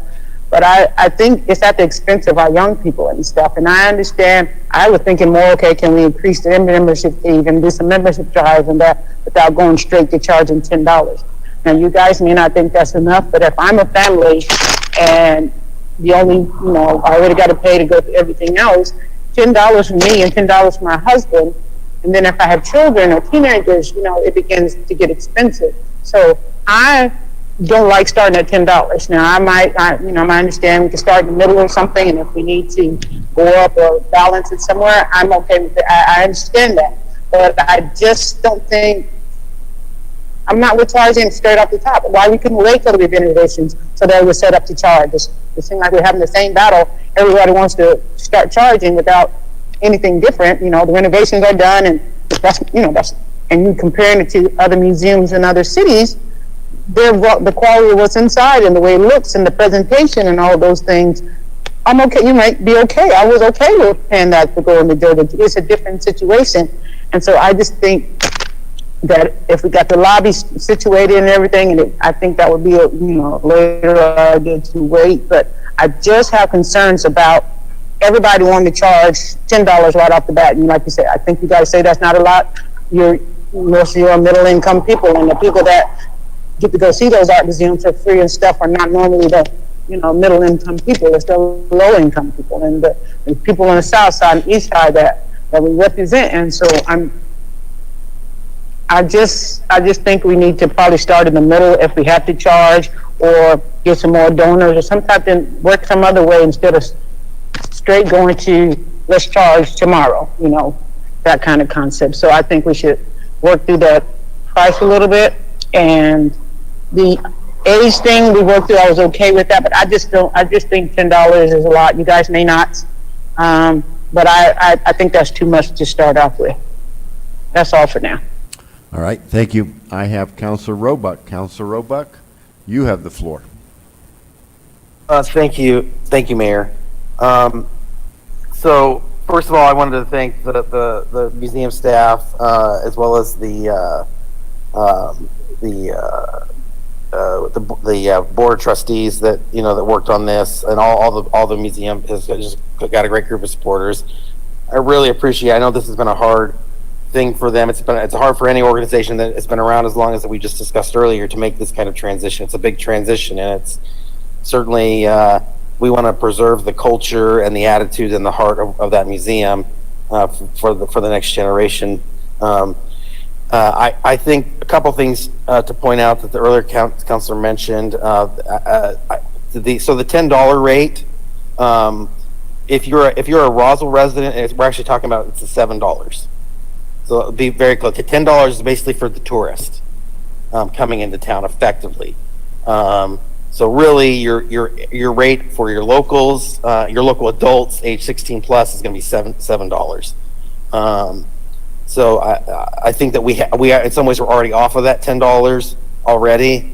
The other thing I think it's really important to do, and I appreciate, and this is where on this kind of thing we have to come up with a compromise. And I think this is a great compromise. We have, the second Saturday of every month is free for Roswell residents.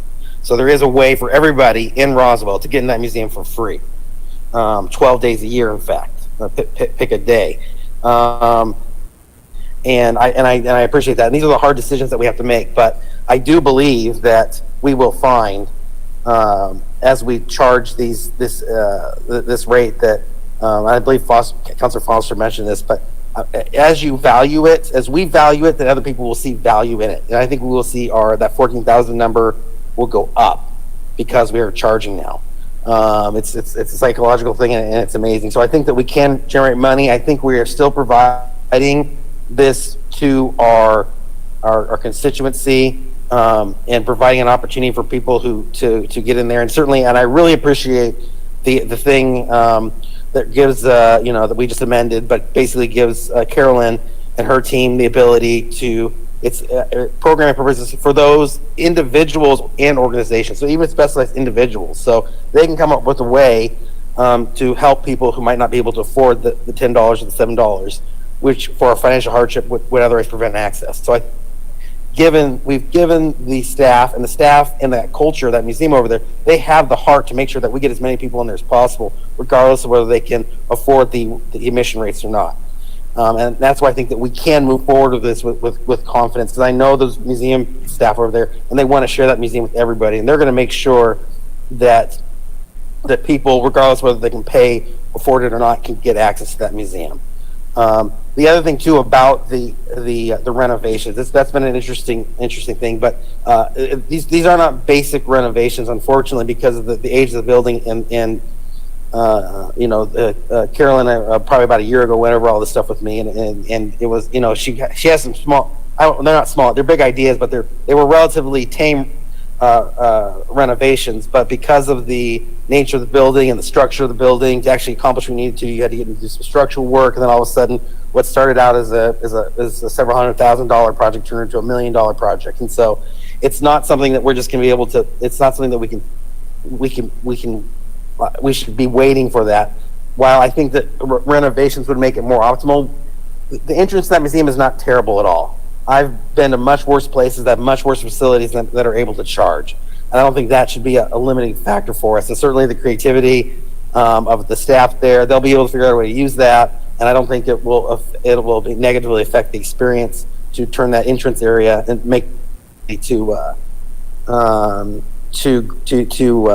take admission there. So I hope that my counselors will consider that that this is a great effort to make sure that those people who want to use the museum, but it's a financial hardship for them, that we've made a lot of accommodations, and there's so much flexibility in here to make even more accommodations. And I don't know if I would love if the museum director Carolyn could speak to that, to their attitude or their heart about their. That would be my question for you guys. I mean, am I misrepresenting your heart for seating many people in there? Could you speak to that? No, I agree with everything that you said. I think, yeah, and we are very passionate about making sure that we're as accessible as possible, and presenting these $10 fees and these other fees. It's hard for us. It's hard for us to come forward and say, okay, now we want to put these fees and restrict access. At the same time, we do truly understand that we need to make a commitment, an effort towards increasing the amount of revenues that we're able to bring in, and this is one of the avenues that we've not had the ability to start, exploring.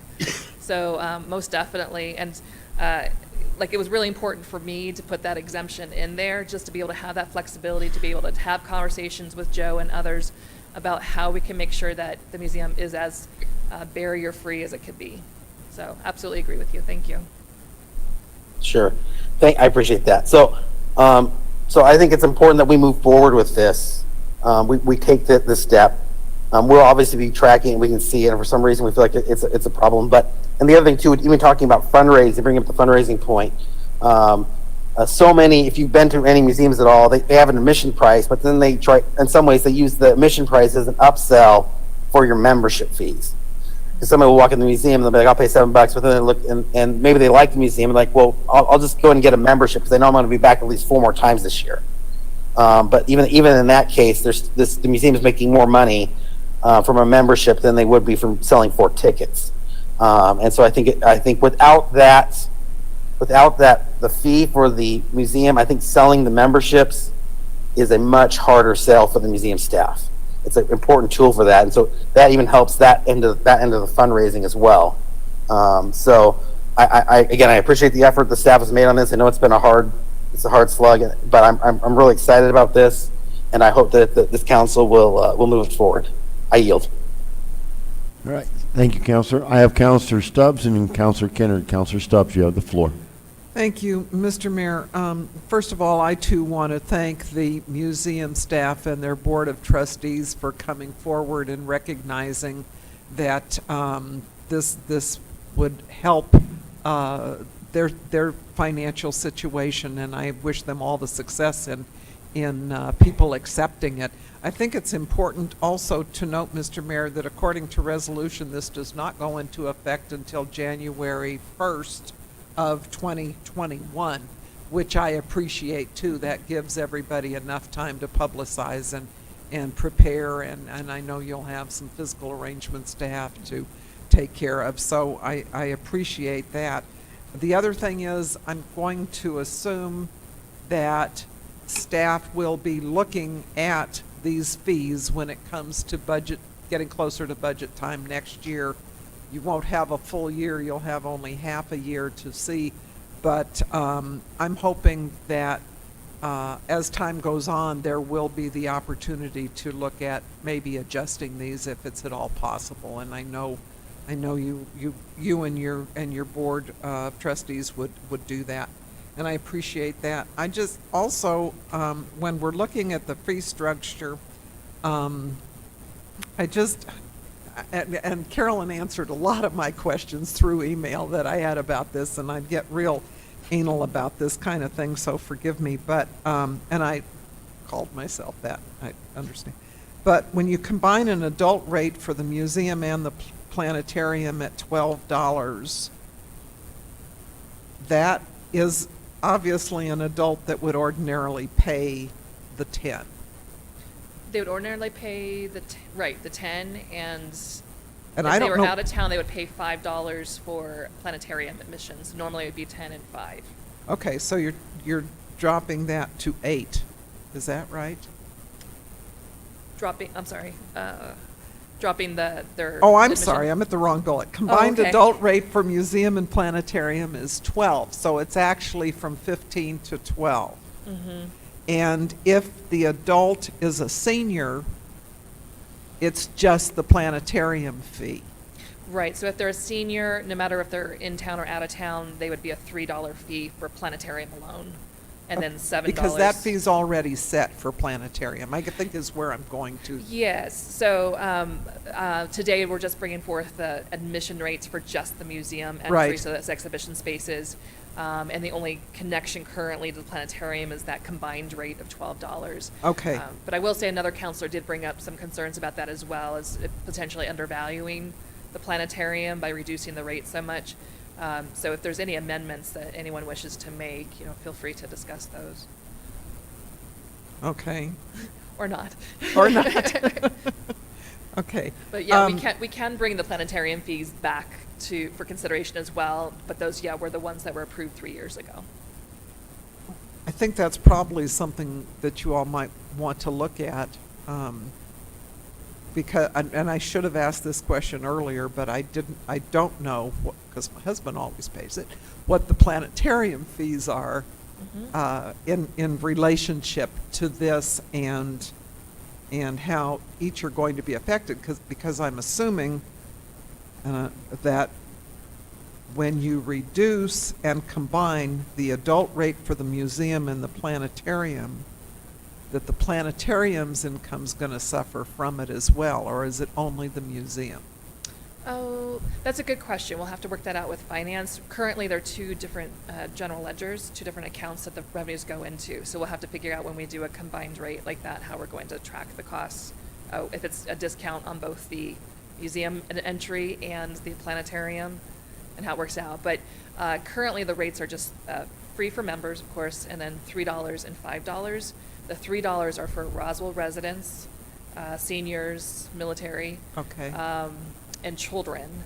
So if you had a local person who was coming to go do both the planetarium and the museum, and they weren't a member, they'd be paying $7 and $3, so that'd be $10. So really, that $12 is a reflective discount for those that are coming from out of town. Okay. Just as long, I think, I'm not questioning it as much as as far as approving the resolution. I'm just trying to figure out in my own head how that's going to work out. So. Okay. I appreciate it, again, like I say, how much time and effort has gone into this, and that you all have stepped forward and taken the challenge. And hopefully this will work out. Thank you. Thank you, Councilor. I have Councilor Kennard, and then I have Councilor Roebuck wishing to speak again. Councilor Kennard, you have the floor. Thank you, Mayor. I just wanted to say, I know that originally when the budget was being discussed, there were several members of the community that weren't really on board with the fees, but I think that you guys have done a good job in taking it in stride to meet the need, as far as the budget goes. And I would just like to say good job, and perhaps, good job on not having to use a $1,000 or $100,000 rate study. You're able to do that on your own. So I think that there should be some congratulations to you guys for being able to pull this off. Thank you. All right. Prior to going back to Councilor Roebuck, I want to see if there's any counselor who has not yet spoken who wishes to do so. Seeing none, Councilor Roebuck, you have the floor again. Thank you, and I just a quick comment that I guess at this point. So I had some questions about the planetarium fees, but I was confused, Carolyn, when I emailed you earlier. I understand now as you've explained it out. And I understand. So basically, what's happening here is that if an adult plus the planetarium would have been $15, and you're discounting that $3. Am I understanding that right? Correct. Yes. Okay. Yeah. So I was confused earlier because I wasn't. I expected to see the planetarium fees on here as well, and that's where I was confused. So I appreciate that clarification. Thank you.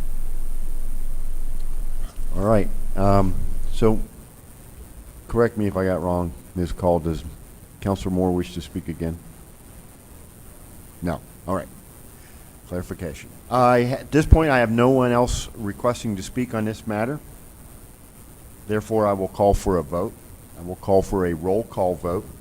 A yes or aye approves Resolution 20-55 as amended. A no or nay rejects the resolution. Ms. Call, please call the roll. Counselor Kennard? Yes. Counselor Peterson? No. Counselor Foster? Yes. Counselor Oropesa? No. Counselor Roebuck? Yes. Counselor Best? Yes. Counselor Stubbs? Yes. Counselor Moore? No. Let me just clarify, that was no?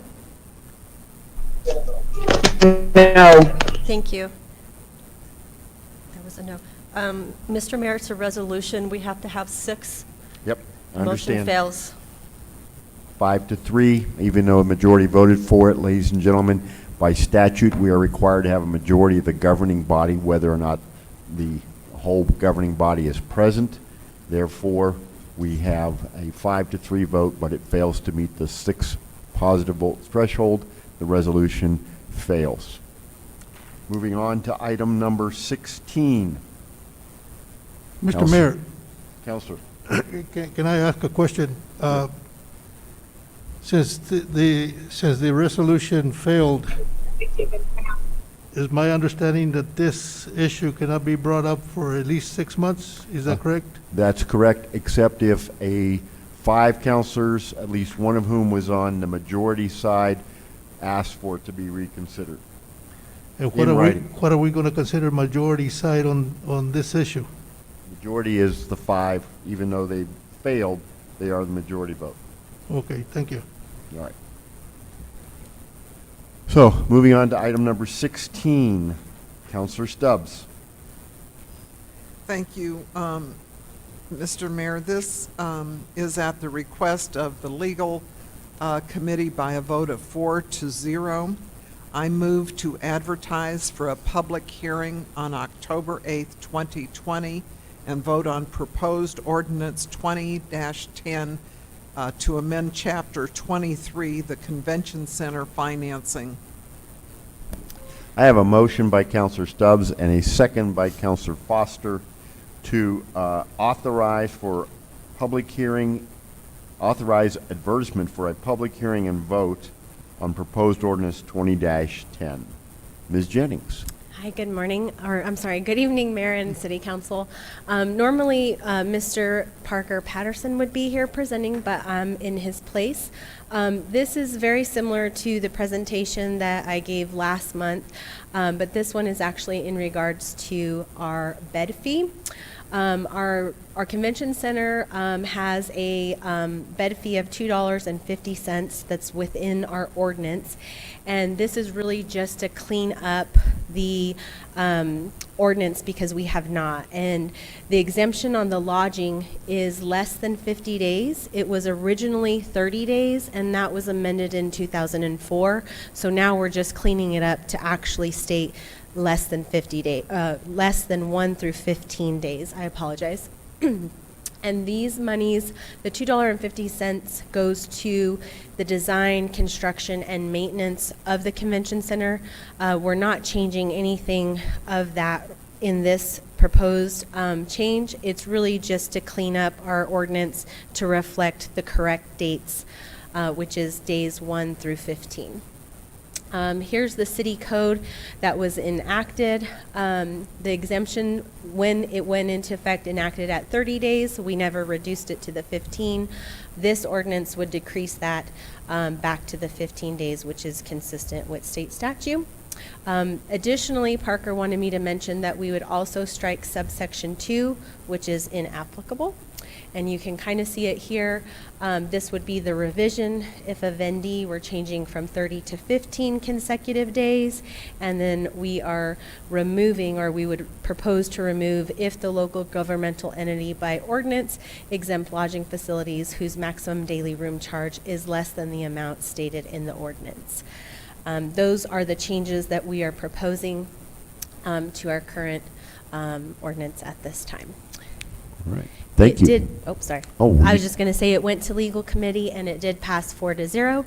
And so tonight it's really just to consider the advertisement for the public hearing on the proposed changes.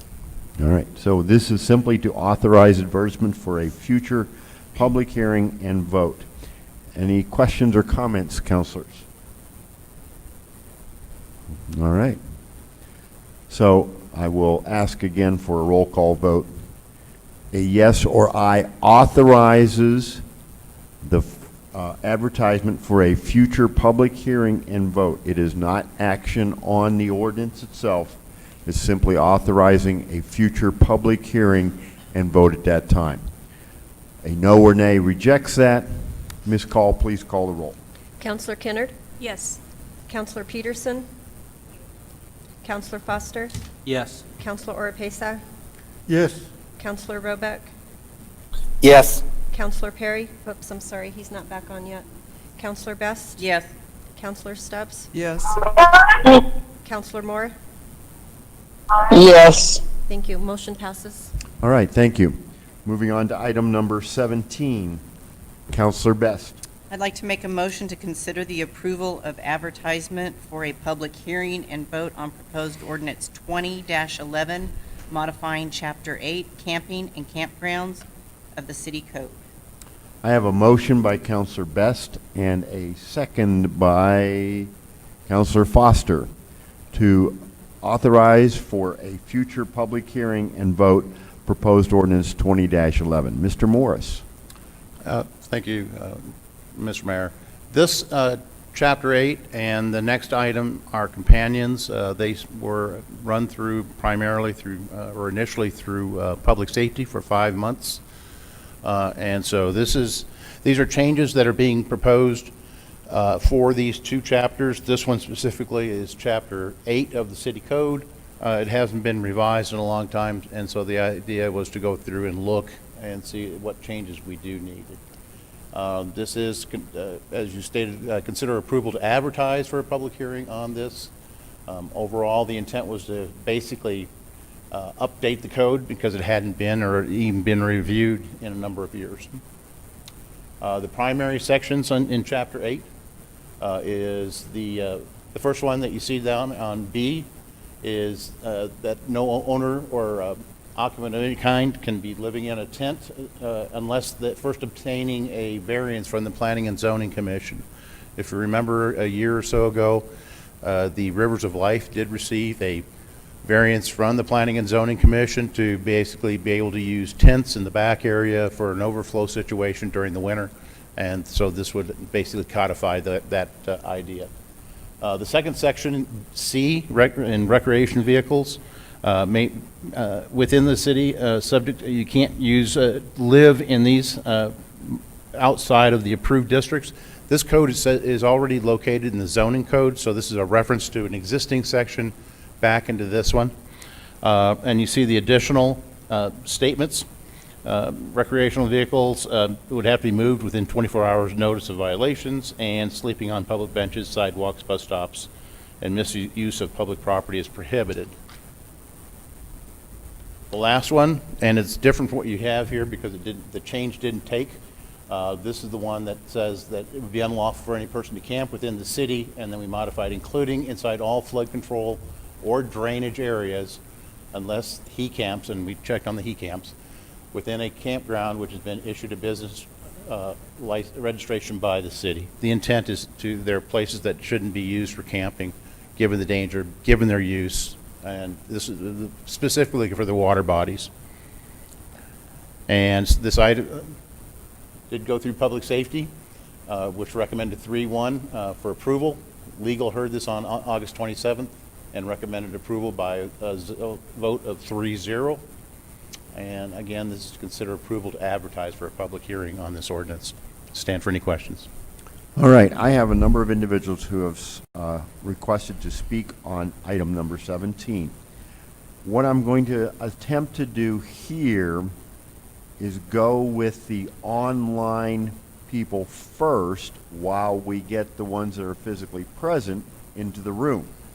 So while Mike Matthews goes to get those present, those would be Michaela Puckett, Joe Hicks, and Geneva Martinez would be the first three. However, the online individuals, there's only two, is a Whitney Bain and then a Maria Griego.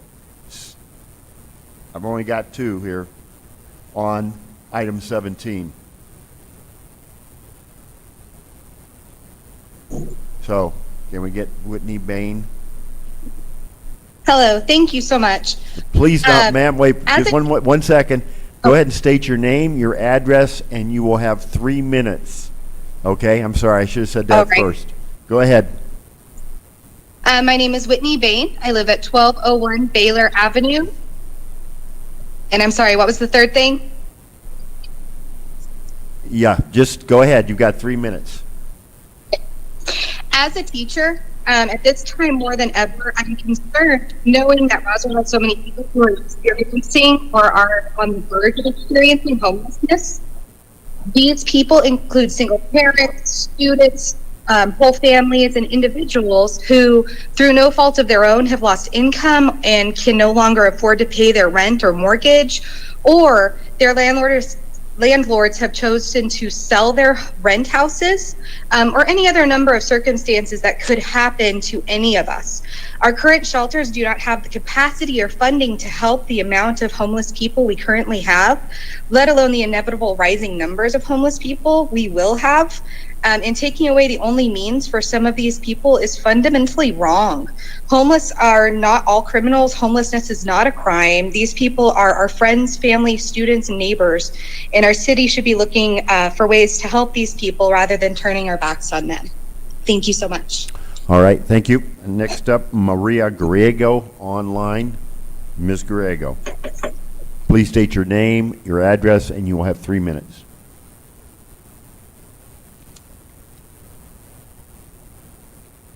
Ms. Griego, are you still there?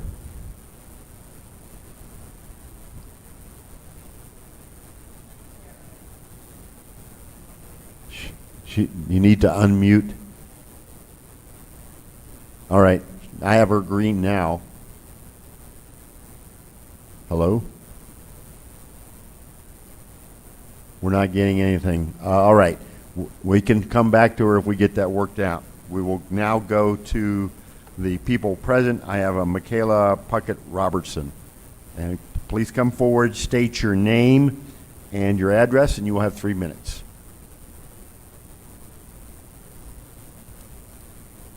Hi, my name is Michaela Puckett Robertson. My address is 1100 Meadow Lane.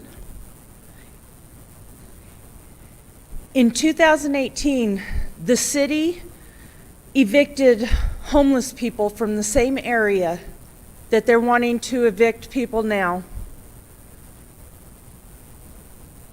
Just a short time later, one of the men that was evicted froze to death.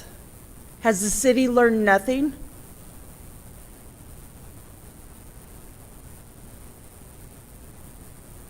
This is wrong. Morally, ethically, and legally. My friend and I go several times a week and serve homeless people around the city. And we've met many different people in different circumstances. We've met 2 people who can't go into buildings. They don't know why, but they can't. We've met an artist who, because of a physical disability now, cannot work and he can't support himself. We met a 12-year-old boy who is on his own. That haunted both of us for weeks.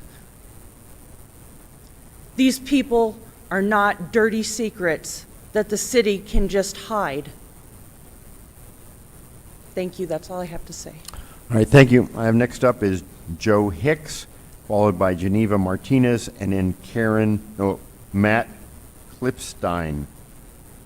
Excuse me, Joe Hicks, Geneva Martinez, Matt Klipstein. I hope I got that correct. I'd like to Go ahead, state your name and your address, and you will have 3 minutes. My name is Joe Hicks and I live at 1004 South Pennsylvania Avenue. I've been an advocate most of my adult life for low-income people. I used to work at Legal Aid. I think Roswell is better than this. I I have seen Roswell come together in times of crisis, and there's got to be a better way to come up with a better solution than making it homeless people criminalized. I've seen that homeless people get their property seized by city employees, and sometimes they have their license, they have ID that would keep them from ever getting unemployment. It's very difficult to get your ID back. I just think that Jesus didn't just die for people who have homes. Jesus died for the homeless. And they're just like you and me. They have hopes and dreams. That's all I got to say. All right, thank you. Next up, Geneva Martinez, followed by Matt Klipstein, and then Brad McFadden. Geneva Martinez. Go ahead and state your name and your address, and you'll have 3 minutes. Hi, Geneva Martinez, 3691 East Pine Lodge. I've been a homeless advocate for about 11 years now. I first want to say thank you to the counselors for your time. I urge you all to vote not to move forward regarding the agenda items 17 and 18. This is not the time. Instead of creating laws to criminalize homelessness, I encourage our city to prepare for the surge of people that will soon be facing homelessness because of the COVID-19 and because soon we will be having the no eviction ban lifted. Many will not be able to catch up on their past rent. This will include families, senior citizens, single moms, and dads. We are also about to be confronted by a severe winter in which weather stations are calling this one that it's going to be one of our coldest winters on record. The modifications to Chapter 8 and 16 are being mirrored by what Honolulu has done. Honolulu has 70 to 80 degree weather year-round, not like the severe summers and brutal winters that New Mexico experiences. The city does not fund the local faith-based shelter. In fact, the shelters do not receive any local, state, or federal funding. The shelters are not open doors to all Roswell citizens, and if you don't qualify, you cannot stay there, leaving many that still have no choice to sleep in a field, ditch, or parks. People with severe mental health illnesses and people who are currently experiencing substance abuse cannot utilize the shelters. Moms with teenage sons cannot utilize the shelters. Family members with both parents cannot utilize the shelters unless they are separated. Single fathers cannot utilize our shelters either. U.S. cities cannot criminalize homelessness unless the city itself has a shelter and allows all homeless people and individuals an opportunity to stay at. If the city passes this, it will still be violating the federal ruling and considered unconstitutional for cruel and unusual punishment. But this isn't always about federal rulings.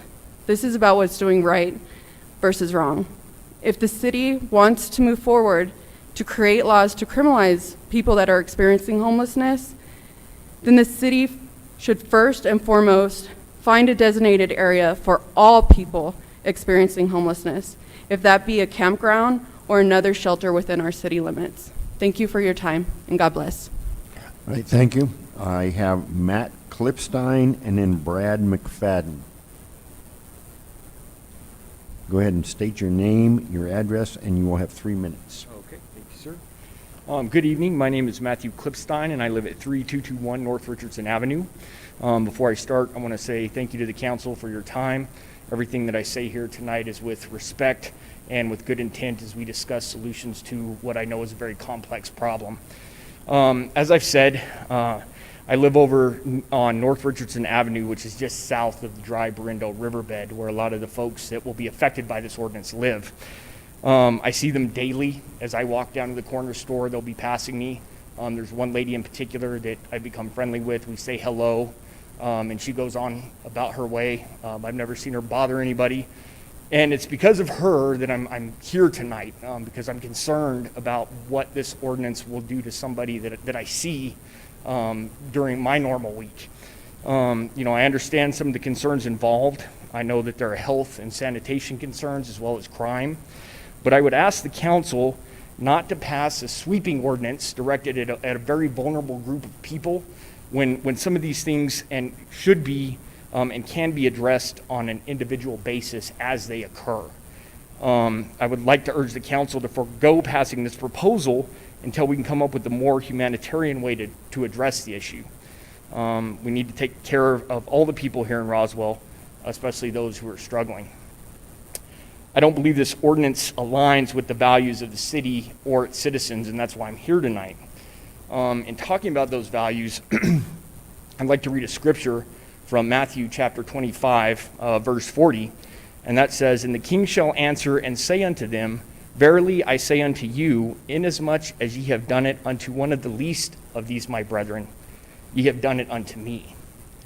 I'm not reading that to be self-righteous. I have more flaws than most men, but I believe that this is something to aspire to. And that's my hope for this community, and I know that's what this community aspires to. On that note, I would like to ask the council the following 6 questions before they vote on this, and I'll just kind of run through those. Number 1, do we know how many people this will affect? Do we have a count on that? Have the council members or their representatives talked to the people who are going to be affected by this ordinance personally? Have the police had any specialized training to enforce this ordinance should it pass? And if so, what is that training? Lastly, what is the hope for the people that would be displaced by this ordinance? Where are we hoping they would go? I look forward to hearing the council's answers to these questions. I thank you for your time, for your leadership, and for your guidance. Thank you. All right, thank you. I have now Brad McFadden, and that exhausts, well, did Maria Garrego ever get, okay. We're going to go with Mr. McFadden, and we'll come back to Garrego. Mr. McFadden, state your name and address. Thank you, Mr. Mayor. Council members, Brad McFadden. I live at 3800 Bandolina Avenue, which is, like the gentleman before me, near the riverbed on the north end of town, where Discount Tire and the mall, that area is. I've been living there for several years, and I've dealt with the homeless people many times, not always negative. As of late, it has been negative. I have dealt with them on many occasions for various reasons, as well as many of my neighbors have. They go through our trash, they steal, they do a lot of things, and I understand homelessness is a touchy subject. I get it. I agree they need help. More services need to be provided to them, whether that be from the city or with volunteer groups or both. I know the city's been working on that for many years. I don't know what the solution is, but they have confronted many of my neighbors. People walk their dogs over there. Some of it's county, some of it's city land. There's a lot of problems going on. But last week, a couple of those homeless people came after my 12-year-old son and his 2 friends as they walked in the riverbed. My son called me in a panicked state. I headed out there unarmed. I'm thankful that I did. But when I got there, these 2 individuals were chasing my son and his 2 friends. The male half had a machete, and the female had a claw hammer in her hand. And I know personally that those people have been living there for quite some time. I've always interpreted camping to be a temporary thing. These people aren't camping out there. They're living out there. They've built structures out there since the city did a good thing a while back and tried to come up with some solutions. And some of those people do not take advantage of the resources that are provided out there. They're back out there again. They've changed the landscape of the riverbed. The trash is unbelievable. I urge any of you to go out there and take a look at it so you can make an informed decision. But I don't know what the answer is, like I said, but I do know it is a problem on my end of town, and I do agree they need more help and more resources. But they're coming after people. They told me that was their property, and they are tired of people going through their campsite, and they have permission from the city to be there. I know that's not true, and they've been out there for a long time, but they did come out. I saw the weapons in their hands, and it was just me against them, and luckily no one got hurt, and I'm asking the council to, going forward, to consider all options presented to you, to include, working with volunteer groups and the Homelessness Coalition, but allowing them to camp out there nonstop for as long as they want is not the answer. Thank you for your consideration. Thank you. Now, we have Ms. Griego. All right. Ms. Griego, you please state your name and your address, and you will have 3 minutes.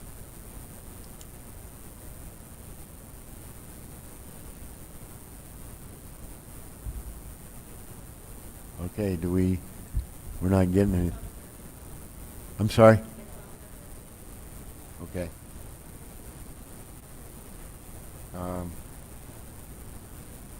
I'm sorry. We did our best. So let the record reflect we were unable to obtain Ms. Griego's communication. Okay? Well, request to speak. All right, counselors. I have Counselor Best. Counselor Best, you have the floor. Okay, I would like to make an amendment to my motion. I'd like to amend to postpone ordinance 2010, and I'd like to postpone it back to public safety. I mean 2011. I'm sorry, 2011. So you're saying you'd like to table it back to... Not table, postpone. All I'd like right. to make a motion to postpone ordinance 2011 to public safety. All right. We're actually on the authorization to advertise, so it's not an action on the ordinance. So you're saying you want to not go forward with the authorization to advertise? Correct. I want to pull it off and postpone it to public safety. Back to public safety. Second. All right, so I have a motion by Counselor Best to pull And a second. proposed ordinance 20-11 and send it back to public safety. I have a second by Counselor Moore. All right, we are on a proposal to send proposed ordinance 20-11 back to public safety. Any discussion or debate on that? All right, I will ask for a roll call vote. A yes or aye sends proposed ordinance 20-11 back to public safety and discontinues further action tonight. A no or nay continues to act upon proposed ordinance 20-11 authorization to advertise. Ms. Call the roll. Counselor Kennard? Yes. Counselor Peterson? Counselor Foster? No. Counselor Orpesa? No. Counselor Roebuck? Yes. Counselor Best? Yes. Counselor Stubbs? Yes. Counselor Moore? Yes. Motion passes 5-3. All right. Moving on. Next item is item number 18. Counselor Stubbs. Mr. Mayor, I can't tell if other, okay. Thank you. Mr. Mayor, this is also at the recommendation of both the Public Safety and the Legal Committees, each at a vote of 3-1, that I move to advertise for a public hearing for October 8th, 2020, and vote on proposed ordinance 20-12 to modify Chapter 16 nuisances. I have a motion by Counselor Stubbs and a second by Counselor Best to authorize for advertisement for a future public hearing and vote on proposed ordinance 20-12. Mr. Morris. This is the companion ordinance. This is actually the primary ordinance that was being reviewed through public safety and then on to legal. This again is also intended to request approval to advertise for a public hearing. The intent of this was to update this chapter of the city code. Hadn't been updated in a long time. This is the primary document that's used by code enforcement. There are others, but this is the primary. So what's happened, what you have here is there are some definitions, changes that we want to add and some clarifications in 16-4 concerning weeds and tall grass, trying to reduce some of the language. 16-6, unsanitary or hazardous premises, certain solid waste. We added additional clarity about what constitutes these conditions. Abandonment of dangerous containers, we actually took some of the language out, just to try to slim it down. Conduct offensive to public well-being, we reduced the amount of the text. We did leave the one section back in about spitting on sidewalks. Now, the big part is actually the primary part was the section on removal. We added a new section altogether, 16-9, removal of nuisances on public properties. Overall, it's to provide ability to legally remove materials that have been placed on public properties. What we've done here is actually added steps on what has to happen in a very prescriptive way. So there's notice about what's happening, what's being removed, timelines in terms of what is going to be removed and how long it can happen, and how we would dispose of this, and also finally records of all of this stuff. That starts on page 138 of your agenda package and goes on for several pages all the way over to bottom 140. 110 was also a new section that talks about clearly stating that code enforcement officers are authorized to conduct inspections, and the statutes that so define those powers in the state. Going on, we added some additional language for dwellings unfit for human habitation. And that is up on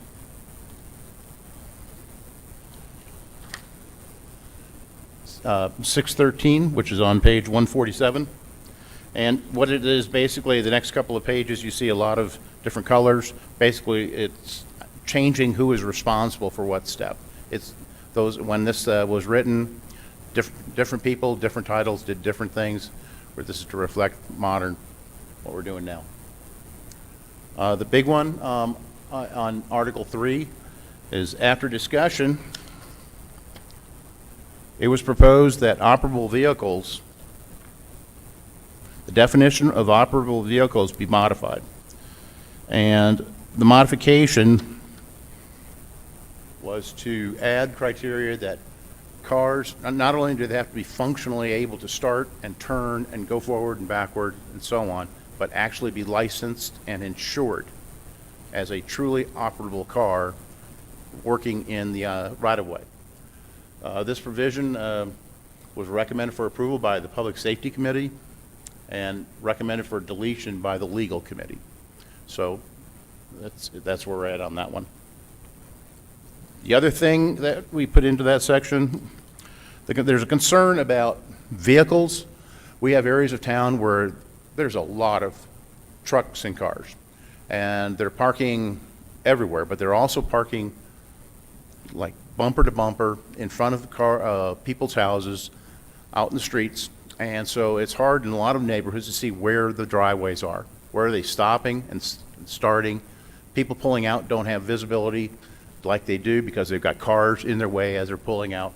And so what we're recommending on page 156 was a provision that would allow for a buffer from the apron of the driveways, just trying to push the vehicles back a little bit so drivers all can see where those driveways are, and also the drivers pulling out have a better visibility as they do. These are a lot of, and also this is happening with the ramps, the handicap ramps on sidewalks. That was this. And then finally, the section 1641 and through 1645, we recommend deleted sections concerning tow trucks. They're regulated by the state, so the stuff that we are recommending for deletion out there is already covered by state statutes. Public Safety did consider this finally on August 18th, recommended approval by a vote of 3-1. Legal heard this item on August 27th, recommended approval by a vote of 3-1 also. Again, this is to consider advertisement. Stand for any questions. All right, I have individuals who signed up to speak on this matter. We will do the same format as before. We'll go with the individuals online first. That first one is Whitney Bain and then Maria Griego. In person, the ones wishing to speak on this are Michaela Puckett Robertson, Joe Hicks, and Geneva Martinez. So, is Whitney Bain still with us?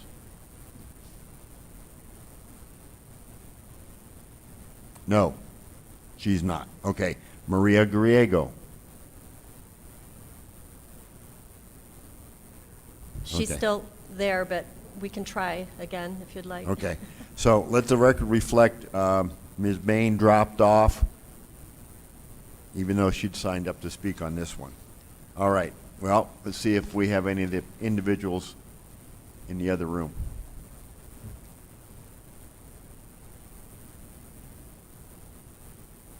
All right. You signed up to speak on 18. Come on up. We're on 18 now. Yeah. Go ahead. State your same drill. State your name, state your address. You got 3 minutes. Hi, my name is Michaela Puckett Robertson. I live at 1100 Meadow Lane. They already take people's stuff. A group of individuals that we go and see and sit and visit with a lot. I can't say the address, but over by the old Payless on Main Street, there was a group of people living underneath that bridge, and the city came with a loader and took all their stuff and put it in a dumpster and took it away. And they leave some of their stuff in the park, and I guess the police come and throw their stuff in the trash. Sometimes we see some of their stuff when we go by and nobody's in the park. We see their clothes and stuff sometimes in the garbage. They don't have a safe place to put it. Also, the proposed thing, I know about the pain of too many cars in the road, but if you can imagine living in your car, and if you're living in your car, you don't have the money for insurance and registration, and then when your car gets towed, you have nowhere for your children. I don't know what the answer is, but I hope you can consider things. If you've never been in that situation, it's unimaginable to think of your whole life in a backpack or all your possessions stashed under a bridge. And it seems like an irresponsible thing, or maybe it's their fault. Some of us are just 1 or 2 paychecks away from a situation like that. Maybe you guys aren't in that situation, but maybe you know somebody that's in that situation. The way things are going in the world right now, a lot of us are much closer than we'd like to think about. And if you pass these things, those people have their IDs, their social security cards, and if that stuff gets thrown away, no help, no food stamps, no social security, no anything. So I just hope you can consider that. Thank you. All right, next up, Joe Hicks, followed by Geneva Martinez and Matt Klipstein.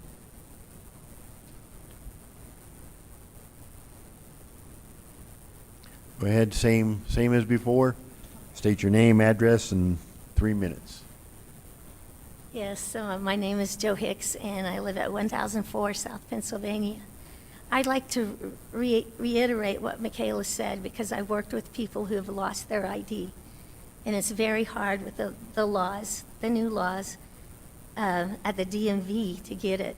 It's very hard to prove who you are, and you can't even walk into the Social Security office to get your card without an ID. So those are things that are roadblocks, and I've seen that. I've heard from homeless people that have gotten them stolen. I just still feel like there's got to be a better solution than this. Thank you. All right, Next up, Geneva Martinez, Matt Klipstein, and then Brad McFadden. Hello again. Geneva Martinez, 3691 East Pine Lodge. Kind of what everyone else is saying on the same terms, and also when we think of what are the penalties once they are given a citation, is it going to go to municipal court with the $500 up to a $500 fine, and up to 90 days in jail? This, I feel like we're just creating more opportunities for a circle that just never ends for some of the people that are living in poverty. When they get the citation, they can't pay for the fine. They miss court. A warrant goes out for their arrest. That all this comes back on taxpayer as well. So if there was a different way or a solution, a task force that maybe the city could maybe come up with, and get community leaders and different organizations to help out. I think there's just other ways that we can get around some of these issues without creating laws. Thank you. All right, thank you. Next up, Matt Klipstein, Brad McFadden.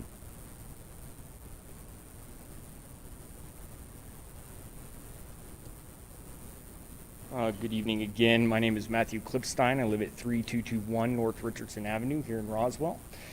I certainly understand the intent of this proposal and the need to update city ordinances and keep them current. I understand this is a wide sweeping ordinance that touches on everything from weeds to abandoned vehicles, and to some of those issues. As a citizen, what concerns me about this is the timing of this action. Right now, people are going through a lot, struggling with the effects of COVID. I know a lot of people have either lost their jobs or getting fewer hours.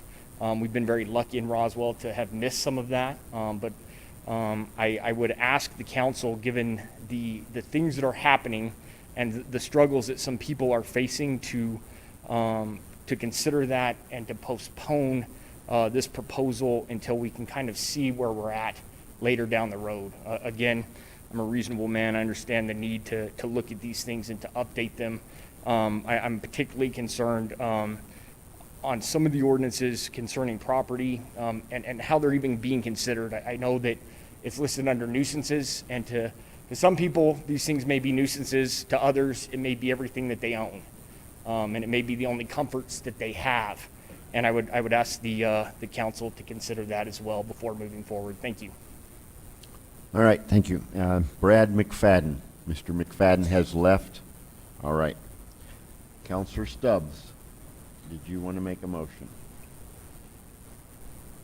Yes. Mr. Mayor, Robeck wanted to talk. Councilor Robeck wanted to talk. I understand, before but us, yeah. no, but Counselor Stubbs is, let's hear the motion.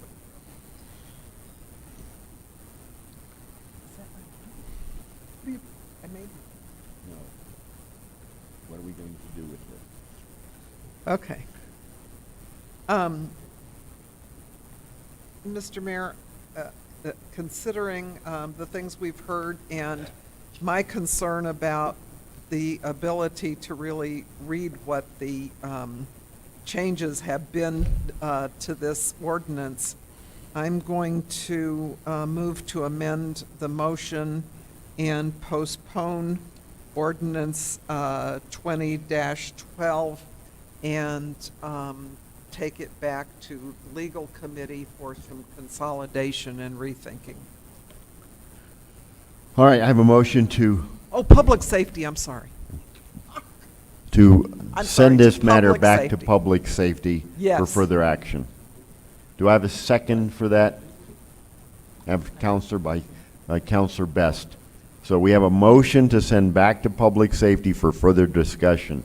On the motion to send back to public safety, any discussion on that? Does Counselor Roebuck wish to speak on that? All right, Counselor Roebuck. We're not hearing you. Yes, sorry, thank you. I was just clicking my mute button. My comments were actually along these lines anyway, I think, and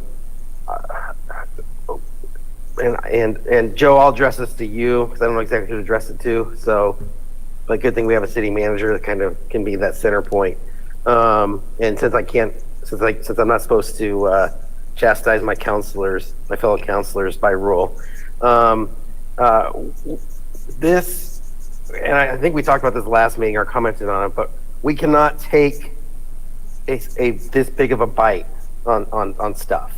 Every time we do this, we get to a bad spot. You've got multiple issues in this ordinance, dealing all kinds of issues, all kinds of stuff, and it is too big to process. I'm not sure how this got out of any of the committees, but staff has to do a better job of not letting this stuff get through. There's no way for us to even if we try to pass this, there's at least 6 or 7 different issues in this that have to be individually debated, and so we have to take these things in smaller bites. And I'm tired of hearing this thing that keeps coming up, like, well, it's an old ordinance, and so then we're going to do some housekeeping on it. This isn't housekeeping. This is fundamentally changing the way the city is doing business, and I think we need to be careful when we use those words to refer to the work that we're doing. If it's something that's truly housekeeping, that's fine. But this was nowhere near housekeeping. I mean, we've added pages to the proposed ordinance. So I also, I know that we're trying to get as many eyes on these things before they get to city council, but we also need to make sure which committee is responsible for this. I'm okay with multiple committees looking at stuff, but one committee needs to send it up. And then everybody else can do their work here. We don't need 2 committees dabbling in these things. We need one committee who's responsible for it and have them bring it up, or the last committee that touches it should be the responsible committee. So I think that we keep getting into messes with that. So I'm glad we're sending it back down. I think when we do this kind of work, I think it reflects poorly on the council. I think it reflects poorly on the staff. That this made it up to the city council. They wrote news articles about it, and we really weren't ready to discuss this. We have to do a better job as a council, and the staff needs to do a better job of making sure that we don't get in this position again. I yield. All right, I have Councilor Foster, Peterson, and Oropesa. We are on a motion to send this matter back to public safety. On that motion, Councilor Foster. Well, I agree that it needs to go back, but I also, my disappointment is there's at least 5 things in here that were changed at legal that aren't changed now.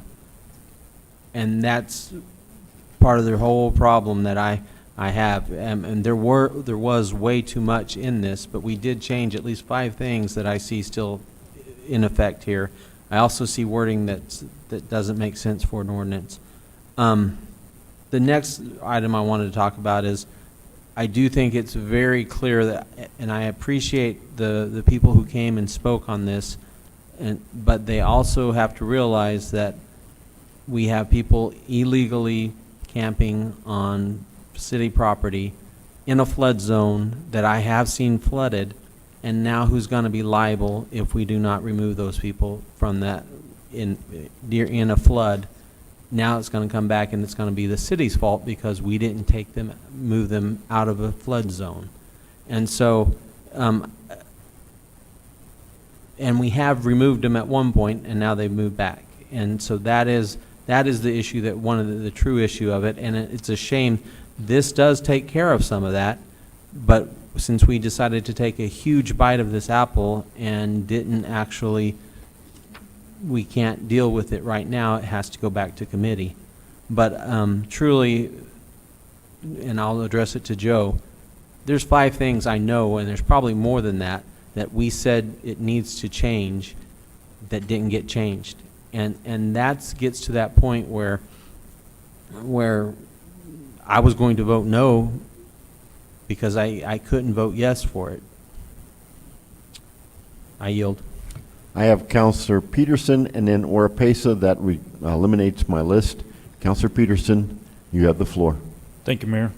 On page 156, the sections 16-36 parking of vehicles. On the second sentence, vehicles shall not encroach closer than 5 feet from the greatest extent of the apron, as shown in figure 16-36A. So the picture I'm looking at is a driveway apron, and you're proposing to give people a ticket if they park within 5 feet of that. You know, I understand, you know, why you don't want people parking, you know, next to your apron. But if it's your house, why can't you park there? And on my house is the last one on the block before it goes to Stiles Field. And there's a fire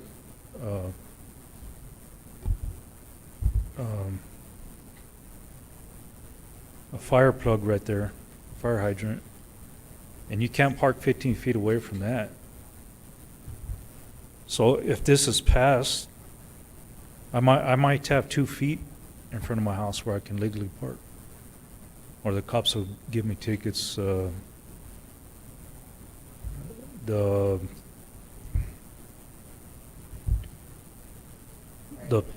police will go out and, you know, give me a ticket for that. So I'm not in favor of this, and I think it should have went back to legal also. I did vote against this in legal for this issue and some other issues. Thank you, Mayor.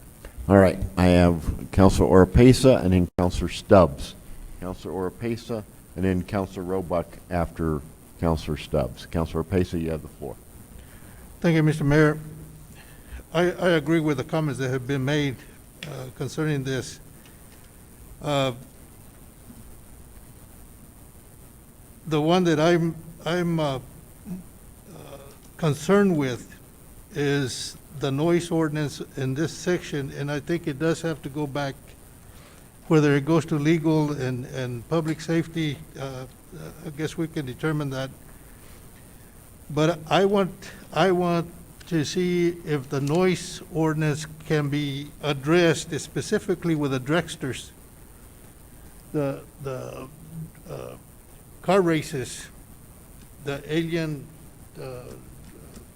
what do you call them? The alien dragsters or speedway.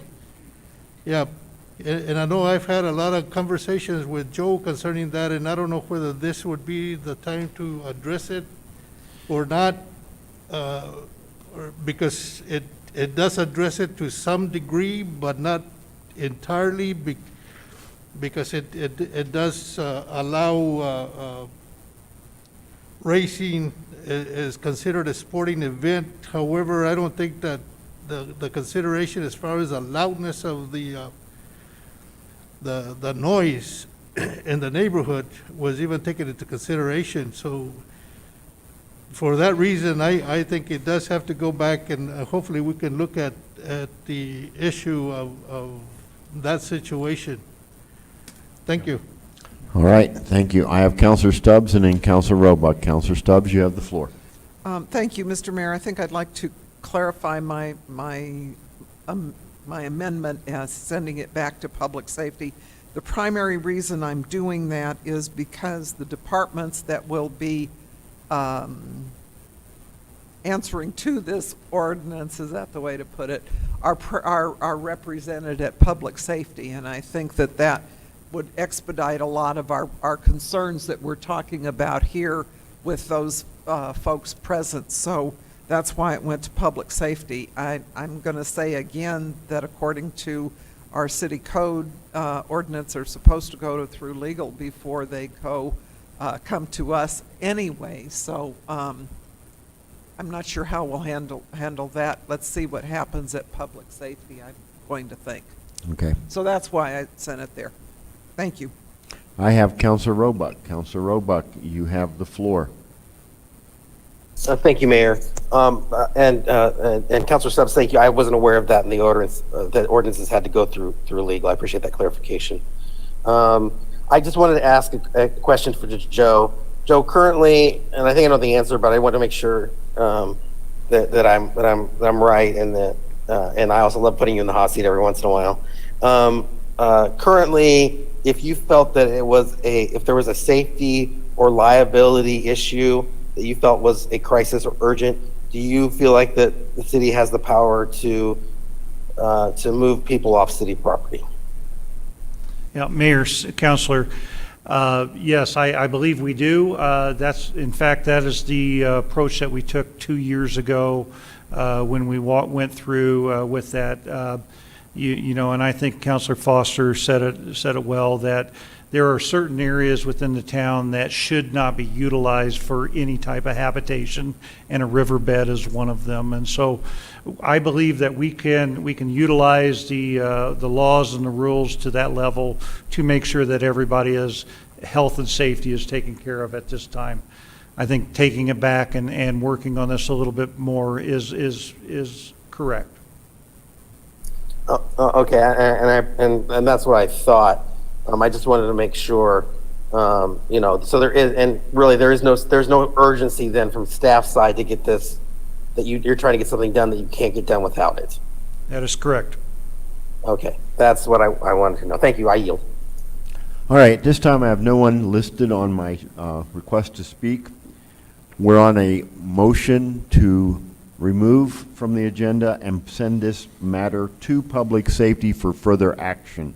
A yes or aye approves that action, sending it to public safety for further action. A no or nay rejects it, and we stay on the action tonight. Ms. Call, please call the roll. Counselor Kennard? Yes. Counselor Peterson? Counselor Foster? Yes. Counselor Oropesa? Yes. Counselor Roebuck? Yes. Counselor Best? Yes. Counselor Stubbs? Yes. Counselor Moore? Yes. Motion passes unanimous. All right. Next up, item number 19, Counselor Stubbs.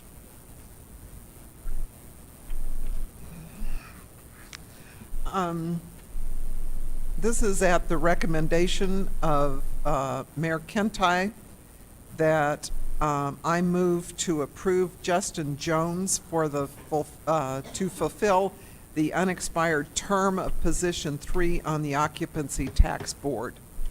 I have a motion by Counselor Stubbs and a second by Counselor Best to approve the nomination of Justin Jones for the Occupancy Tax Board. Ms. Call. Mayor, councilors, good evening. Occupancy tax. A little louder, please, for the record, so it can be adequately recorded. Oh, come on. That's my line. I'm sorry? You're not funny. Occupancy Tax Board has 5 members, 2 related to lodging, 2 related to tourists, and 1 at large. We had the member for one of the lodging who resigned back in May, and this would be to fulfill that position. It is just a partial term until 23, and that would be Justin Jones. Okay. Any questions or comments on this one? All right. Scurry back, Ms. Call. I'm going to ask for a voice vote. A yes or aye approves the nomination of Justin Jones to the Occupancy Tax Board. A no or nay rejects it. All those in favor, and activate your vote box. All those in favor signify by saying aye. Aye. Aye. Any opposed, say nay.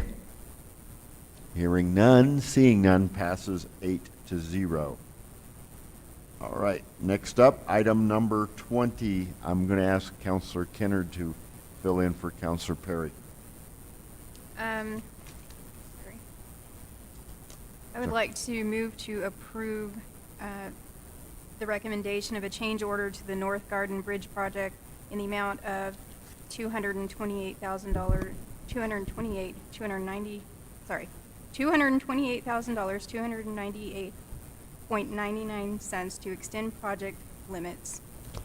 I have a motion by Counselor Kennard and a second, activate, all right, by Counselor Stubbs to move forward with a change order on the North Garden project. Mr. Nahar. Mayor, Council, good evening. Good evening. You guys are still awake, me too. Yeah, and we ain't done yet. I know. I get to go away after this one. North Garden Bridge, let me do a little prequel. Now that we're doing the cap of $60,000, you will be seeing me representing engineering change orders, which is a change from the norm. So I'll get used to this, and you'll get used to seeing more of me. The other thing I want to give you a little prequel on, we have a thing, and you guys approve it every year, is the annual maintenance. Basically, the annual maintenance contract is you set up a price to do repairs after there's a blowout with the water department or any other, if we want to build an ADA ramp. So those prices are set up. They're usually higher prices because they're smaller quantities. It does change over 50 square yards, but 50 square yards is only 450 square feet, which is not very big. So just kind of keep that in mind. Normal business is the water department does a fix, and then the engineering's come back and fix behind it using annual maintenance, using Water Enterprise Fund. Okay, so we have the North Garden Bridge directly adjacent to the south. Water department has just recently completed some more repairs. As you can see the pictures, they were working on both sides of the road, crossing the middle, and tore up sidewalk, dry pads, curb and gutter, roadway, both sides and in the middle. So if you can look at those pictures, you can see significant, which usually happens when they're trying to do stuff like that. I understand what they're doing, no problem with that. Engineering brought this forward. If you look at alternate number 3, which we would call the patch, that would have to be done regardless what happens here. And that's $155,000 if I remember the numbers correctly. So what engineering said, and that's the reason we're here, we want to change order to the North Garden Bridge. It says, let's not do a patch, let's fix it better. And we're looking at the difference between $155,000 or $228,000 for alternate 2, which will give you a better lasting job, because we're also correcting the road, we're correcting some broken curb and some grades right there, so a better job. So this has gone to Infrastructure Committee.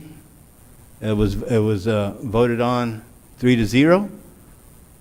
No, this one went to Finance Committee, 3-0. And I stand for any questions. And Mr. Utility Director Lorenzo Sanchez is here if you want to ask questions about the water repair. But quite simply, engineering brought this forward. We think it's alternate number 2 is a more cost-effective way in the big scheme of things for fixing the road and addressing the corridor of Garden. Thank you. Any questions or comments for Mr. Nahar? Okay. Seeing none, I'm going to ask for a voice vote. This is on, referring to your materials there, your packet. This is alternative 2, which is the recommended by the committees, correct? That is correct, Mayor. So, and this is, the total cost of this project change order is $228,298.99. That is the estimate computed, yes, sir. A yes or aye approves the change order as presented using alternative 2. A no or nay rejects the change order. All those in favor, and activate your vote box, all those in favor of the change order signify by saying aye. Aye. Aye. Any opposed, please say nay. Seeing none, hearing none, passes 8-0. Thank you, Mayor. Thank you, Council. All right. I have now on, we're now at the public participation on non-agenda items. I have a Kristen Wade wishing to speak online. Is Ms. Wade still there? Yes, I'm here. All right. State your name and your address, and you have 3 minutes. Okay, my name is Kristen Wade, and I live at 403 Blue Mountain Road, and I am with the Roswell Complete Count Census Committee. I am the chairman of the faith-based subcommittee, but I have been asked to just drop in tonight and just give you guys some current information. Where we stand right now, as of today, per the Census Bureau official data, is 64.1% of households in Roswell have responded. To just put that in perspective, in 2010, the last census, we were at 68.3% for our final census count. And of course, the ultimate goal is to get everyone counted, but any of us that have been in Roswell for any time know that we're really wanting to get to that 50,000 threshold.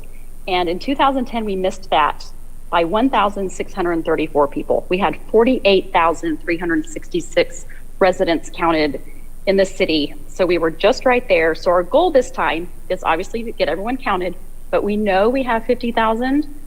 So we really want to hit that mark. So we have a lot of work to do. The census is ending September 30th. It got pushed back from a July end date because of the virus. So September 30th, it is now crunch time, and we are now in simply the do it point. We just need everybody to do it. If they haven't yet, we need everyone to get on board, especially you counselors, and encourage your constituents to do it. Reach out to them. Don't assume that anyone has responded. Ask everyone you encounter. Ask strangers, ask friends, ask family. It's go time. We have to get there. It's our final push right now. I gave Margaret Kennard some cards this afternoon that I hope that she'll give to you guys. Those have some pertinent information on there. The main thing being that we can respond online. That website is on there, 2020census.gov. Click respond, follow the prompts. It takes 10 minutes or less. So easy. And the other option is to contact the Roswell Hispano Chamber of Commerce at 624-0889. Marcos Nava is our complete Census Committee chair, and that is his office number. He can walk you through the steps. It's so easy. You can do it on the phone with him. Tell people that's a great option. I did it online with an 85-year-old woman and for her and her 93-year-old husband today. The phone call took less than 10 minutes, and they are now counted. She didn't have access to the internet. It's a great way for people to get this done if they haven't yet. Real quickly, it's required by law. That's one reason to do it. It is completely safe and confidential. There are no citizenship questions on the census questionnaire. Ms. Wade, time. Yes. I'm sorry, but am I at 3 minutes? Your 3 minutes are up. Okay. Thank you. So let's just get it done. Thank you. I also have wishing to speak a Karen Perry that is here in person. Okay, ma'am, come on up. State your name, your address, and you will have 3 minutes.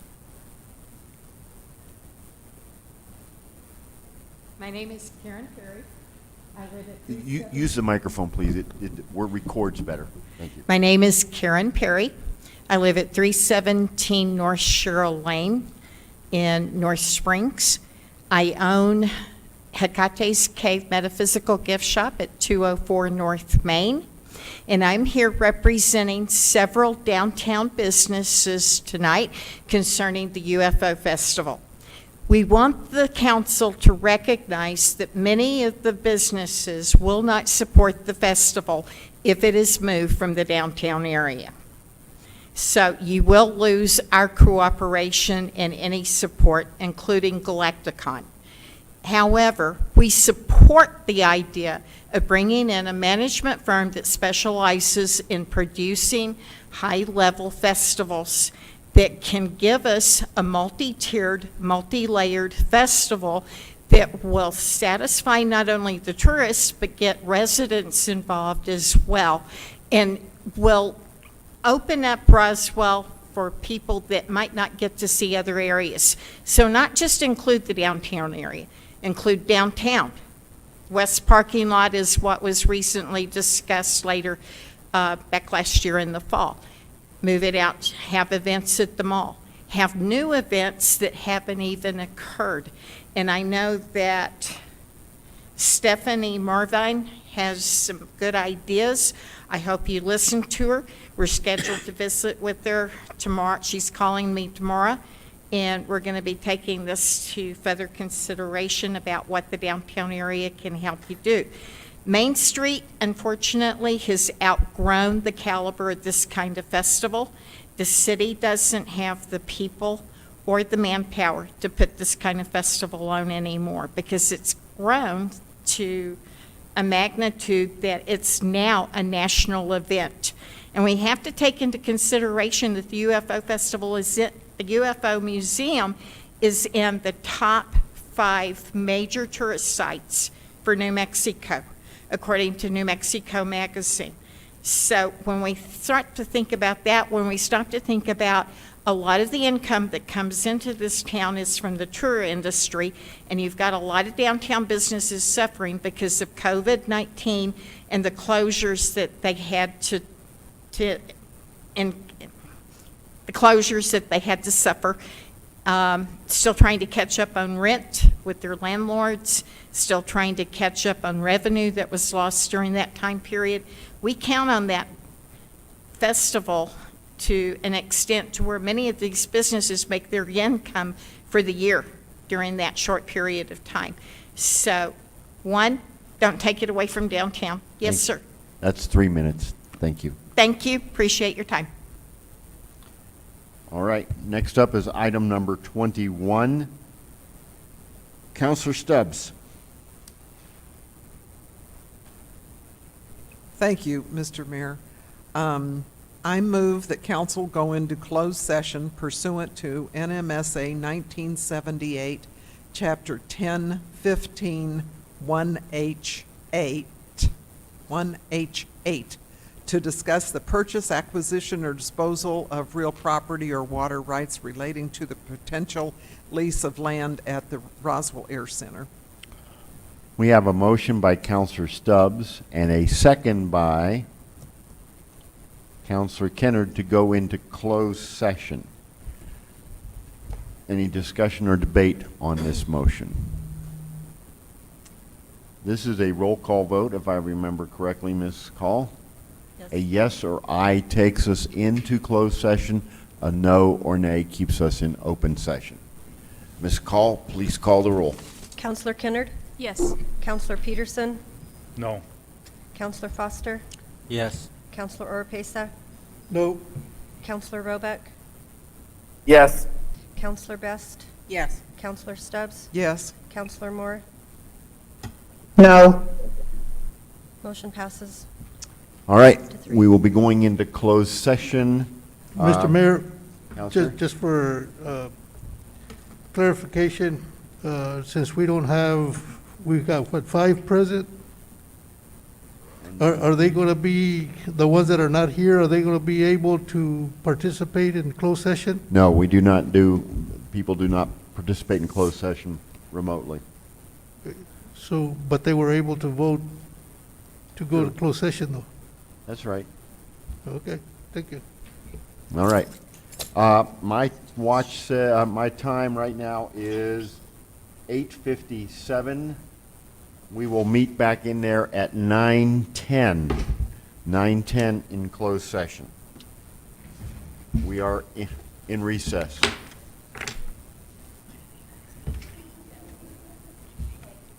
Me too.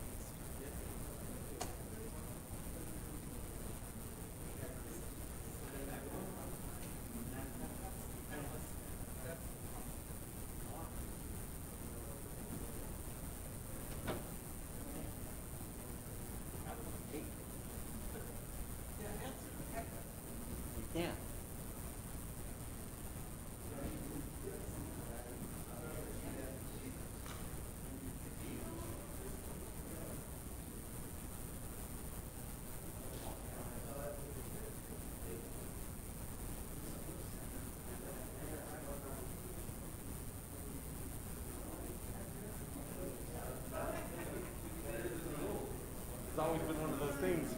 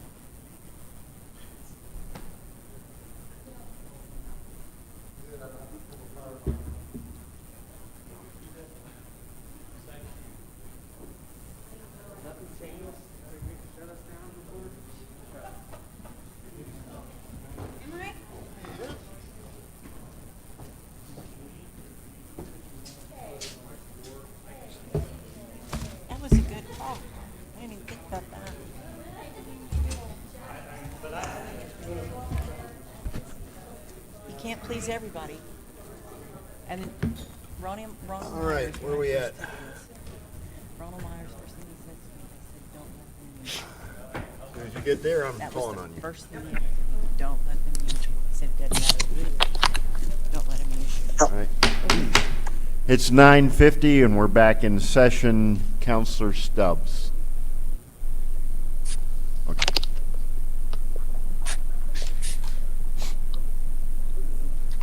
It's not a motion. Okay.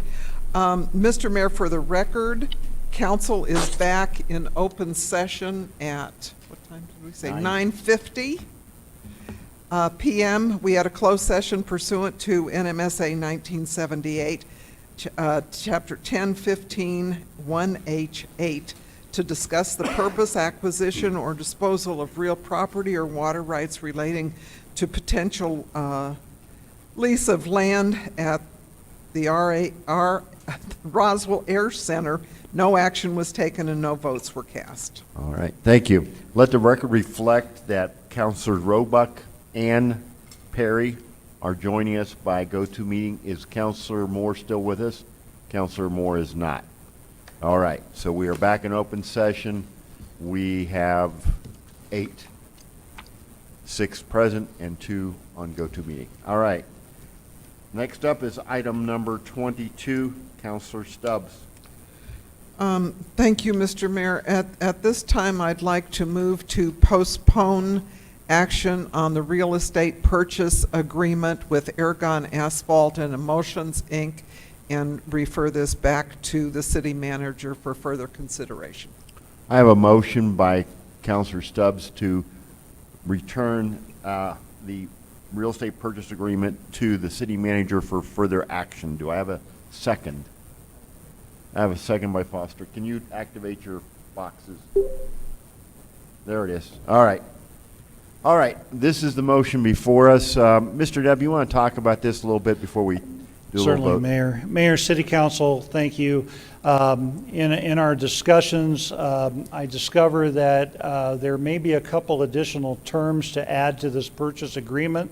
So rather than bringing this agreement forward at this point in time, I would rather bring it back at the next meeting if we can get to an agreement in the terms of this purchase agreement.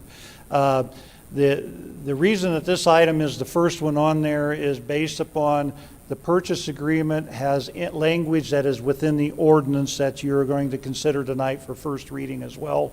And so that is why this is first in time in that process. If you pursue it, if you decide to consider the ordinance for first reading to allow for the public hearing, this purchase agreement would be the first item on next month's agenda as we walk through the public hearing. So I know that Mr. Brooks is excited to get this moving forward and such, but I'm sure that the terms that we want to include based upon our conversation should be well received, and we'll just walk through that. But I would like the time in order to do that. All right. I have Counselor Peterson on this matter. Counselor, you have the floor. Thank you, Mayor. I had several concerns. One concern is on the east side of the air center there's no access out to Hobson Road. And if you close this property, if you sell this property, you lose that access. Another question, concern is there's a lot of residential areas in this area, and I think that having emulsions there it's going to pollute the air, and I think you're going to have a lot of you're going to have a lot of complaints from people. And on selling the property, I'm not in favor of that at all. We'll make some money up front, sure, but in the long run, this property will be gone unless the city does condemns it and takes it. I am in favor of replatting those properties, to the rail spur. I am in favor of that. That makes sense. Selling this property doesn't make sense. And we're trying to hold on to everything at the Air Center. Thank you.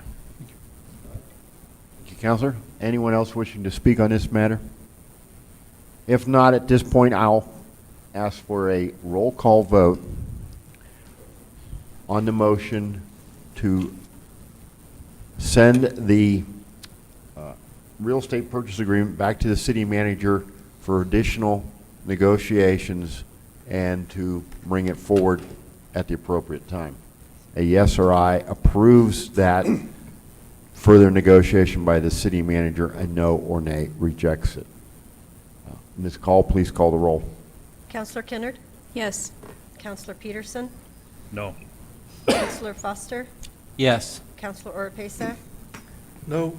Counselor Roebuck? Yes. Counselor Perry? Yes. Counselor Best? Yes. Counselor Stubbs? Yes. Motion passes 6-2. All right, thank you. Next. Oh, that was weird looking. Sorry. All right, next up, item number 23, Counselor Stubbs.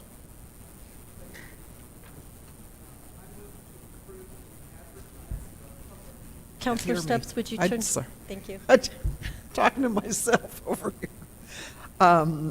I move to approve to advertise for a public hearing on October 8th, 2020, and vote on proposed ordinance 20-13, approving the sale of approximately 13.3974 acres of real estate property to Ergon Asphalt and Emulsions Incorporated.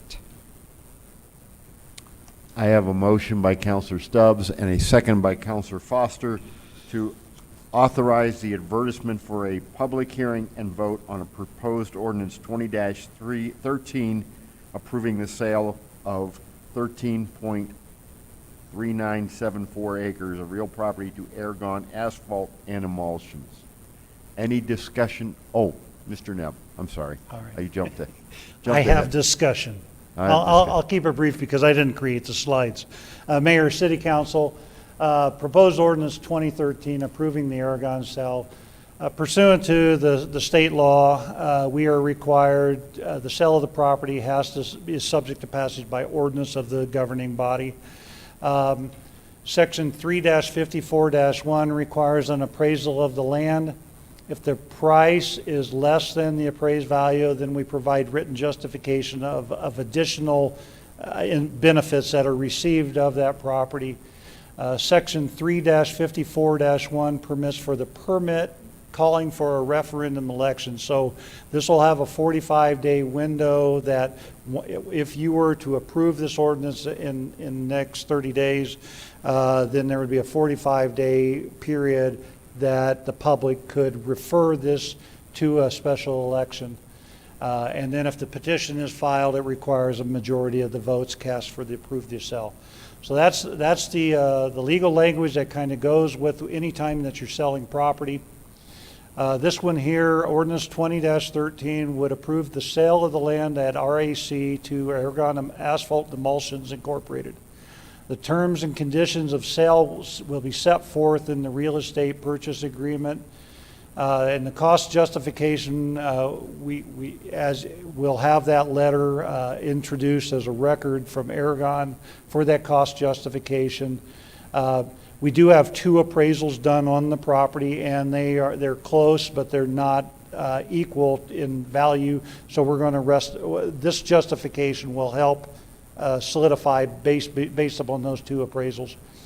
And then infrastructure improvements provide the value justified as what that cost justification is. So with that, I can see that there's some language on this slide that is incorrect, but what we are recommending and what we're asking you to consider is approval to advertise for the public hearing and bring this ordinance forward so that the public can have their moment to share with the City Council their views on this topic as well. All right, thank you. Any discussion or debate on the authorization to advertise for a proposed ordinance? Seeing none, I will ask for a roll call vote. A yes or aye authorizes the advertisement for a future public hearing. A no or nay rejects it. Ms. Call, please call the roll. Counselor Kennard? Yes. Counselor Peterson? No.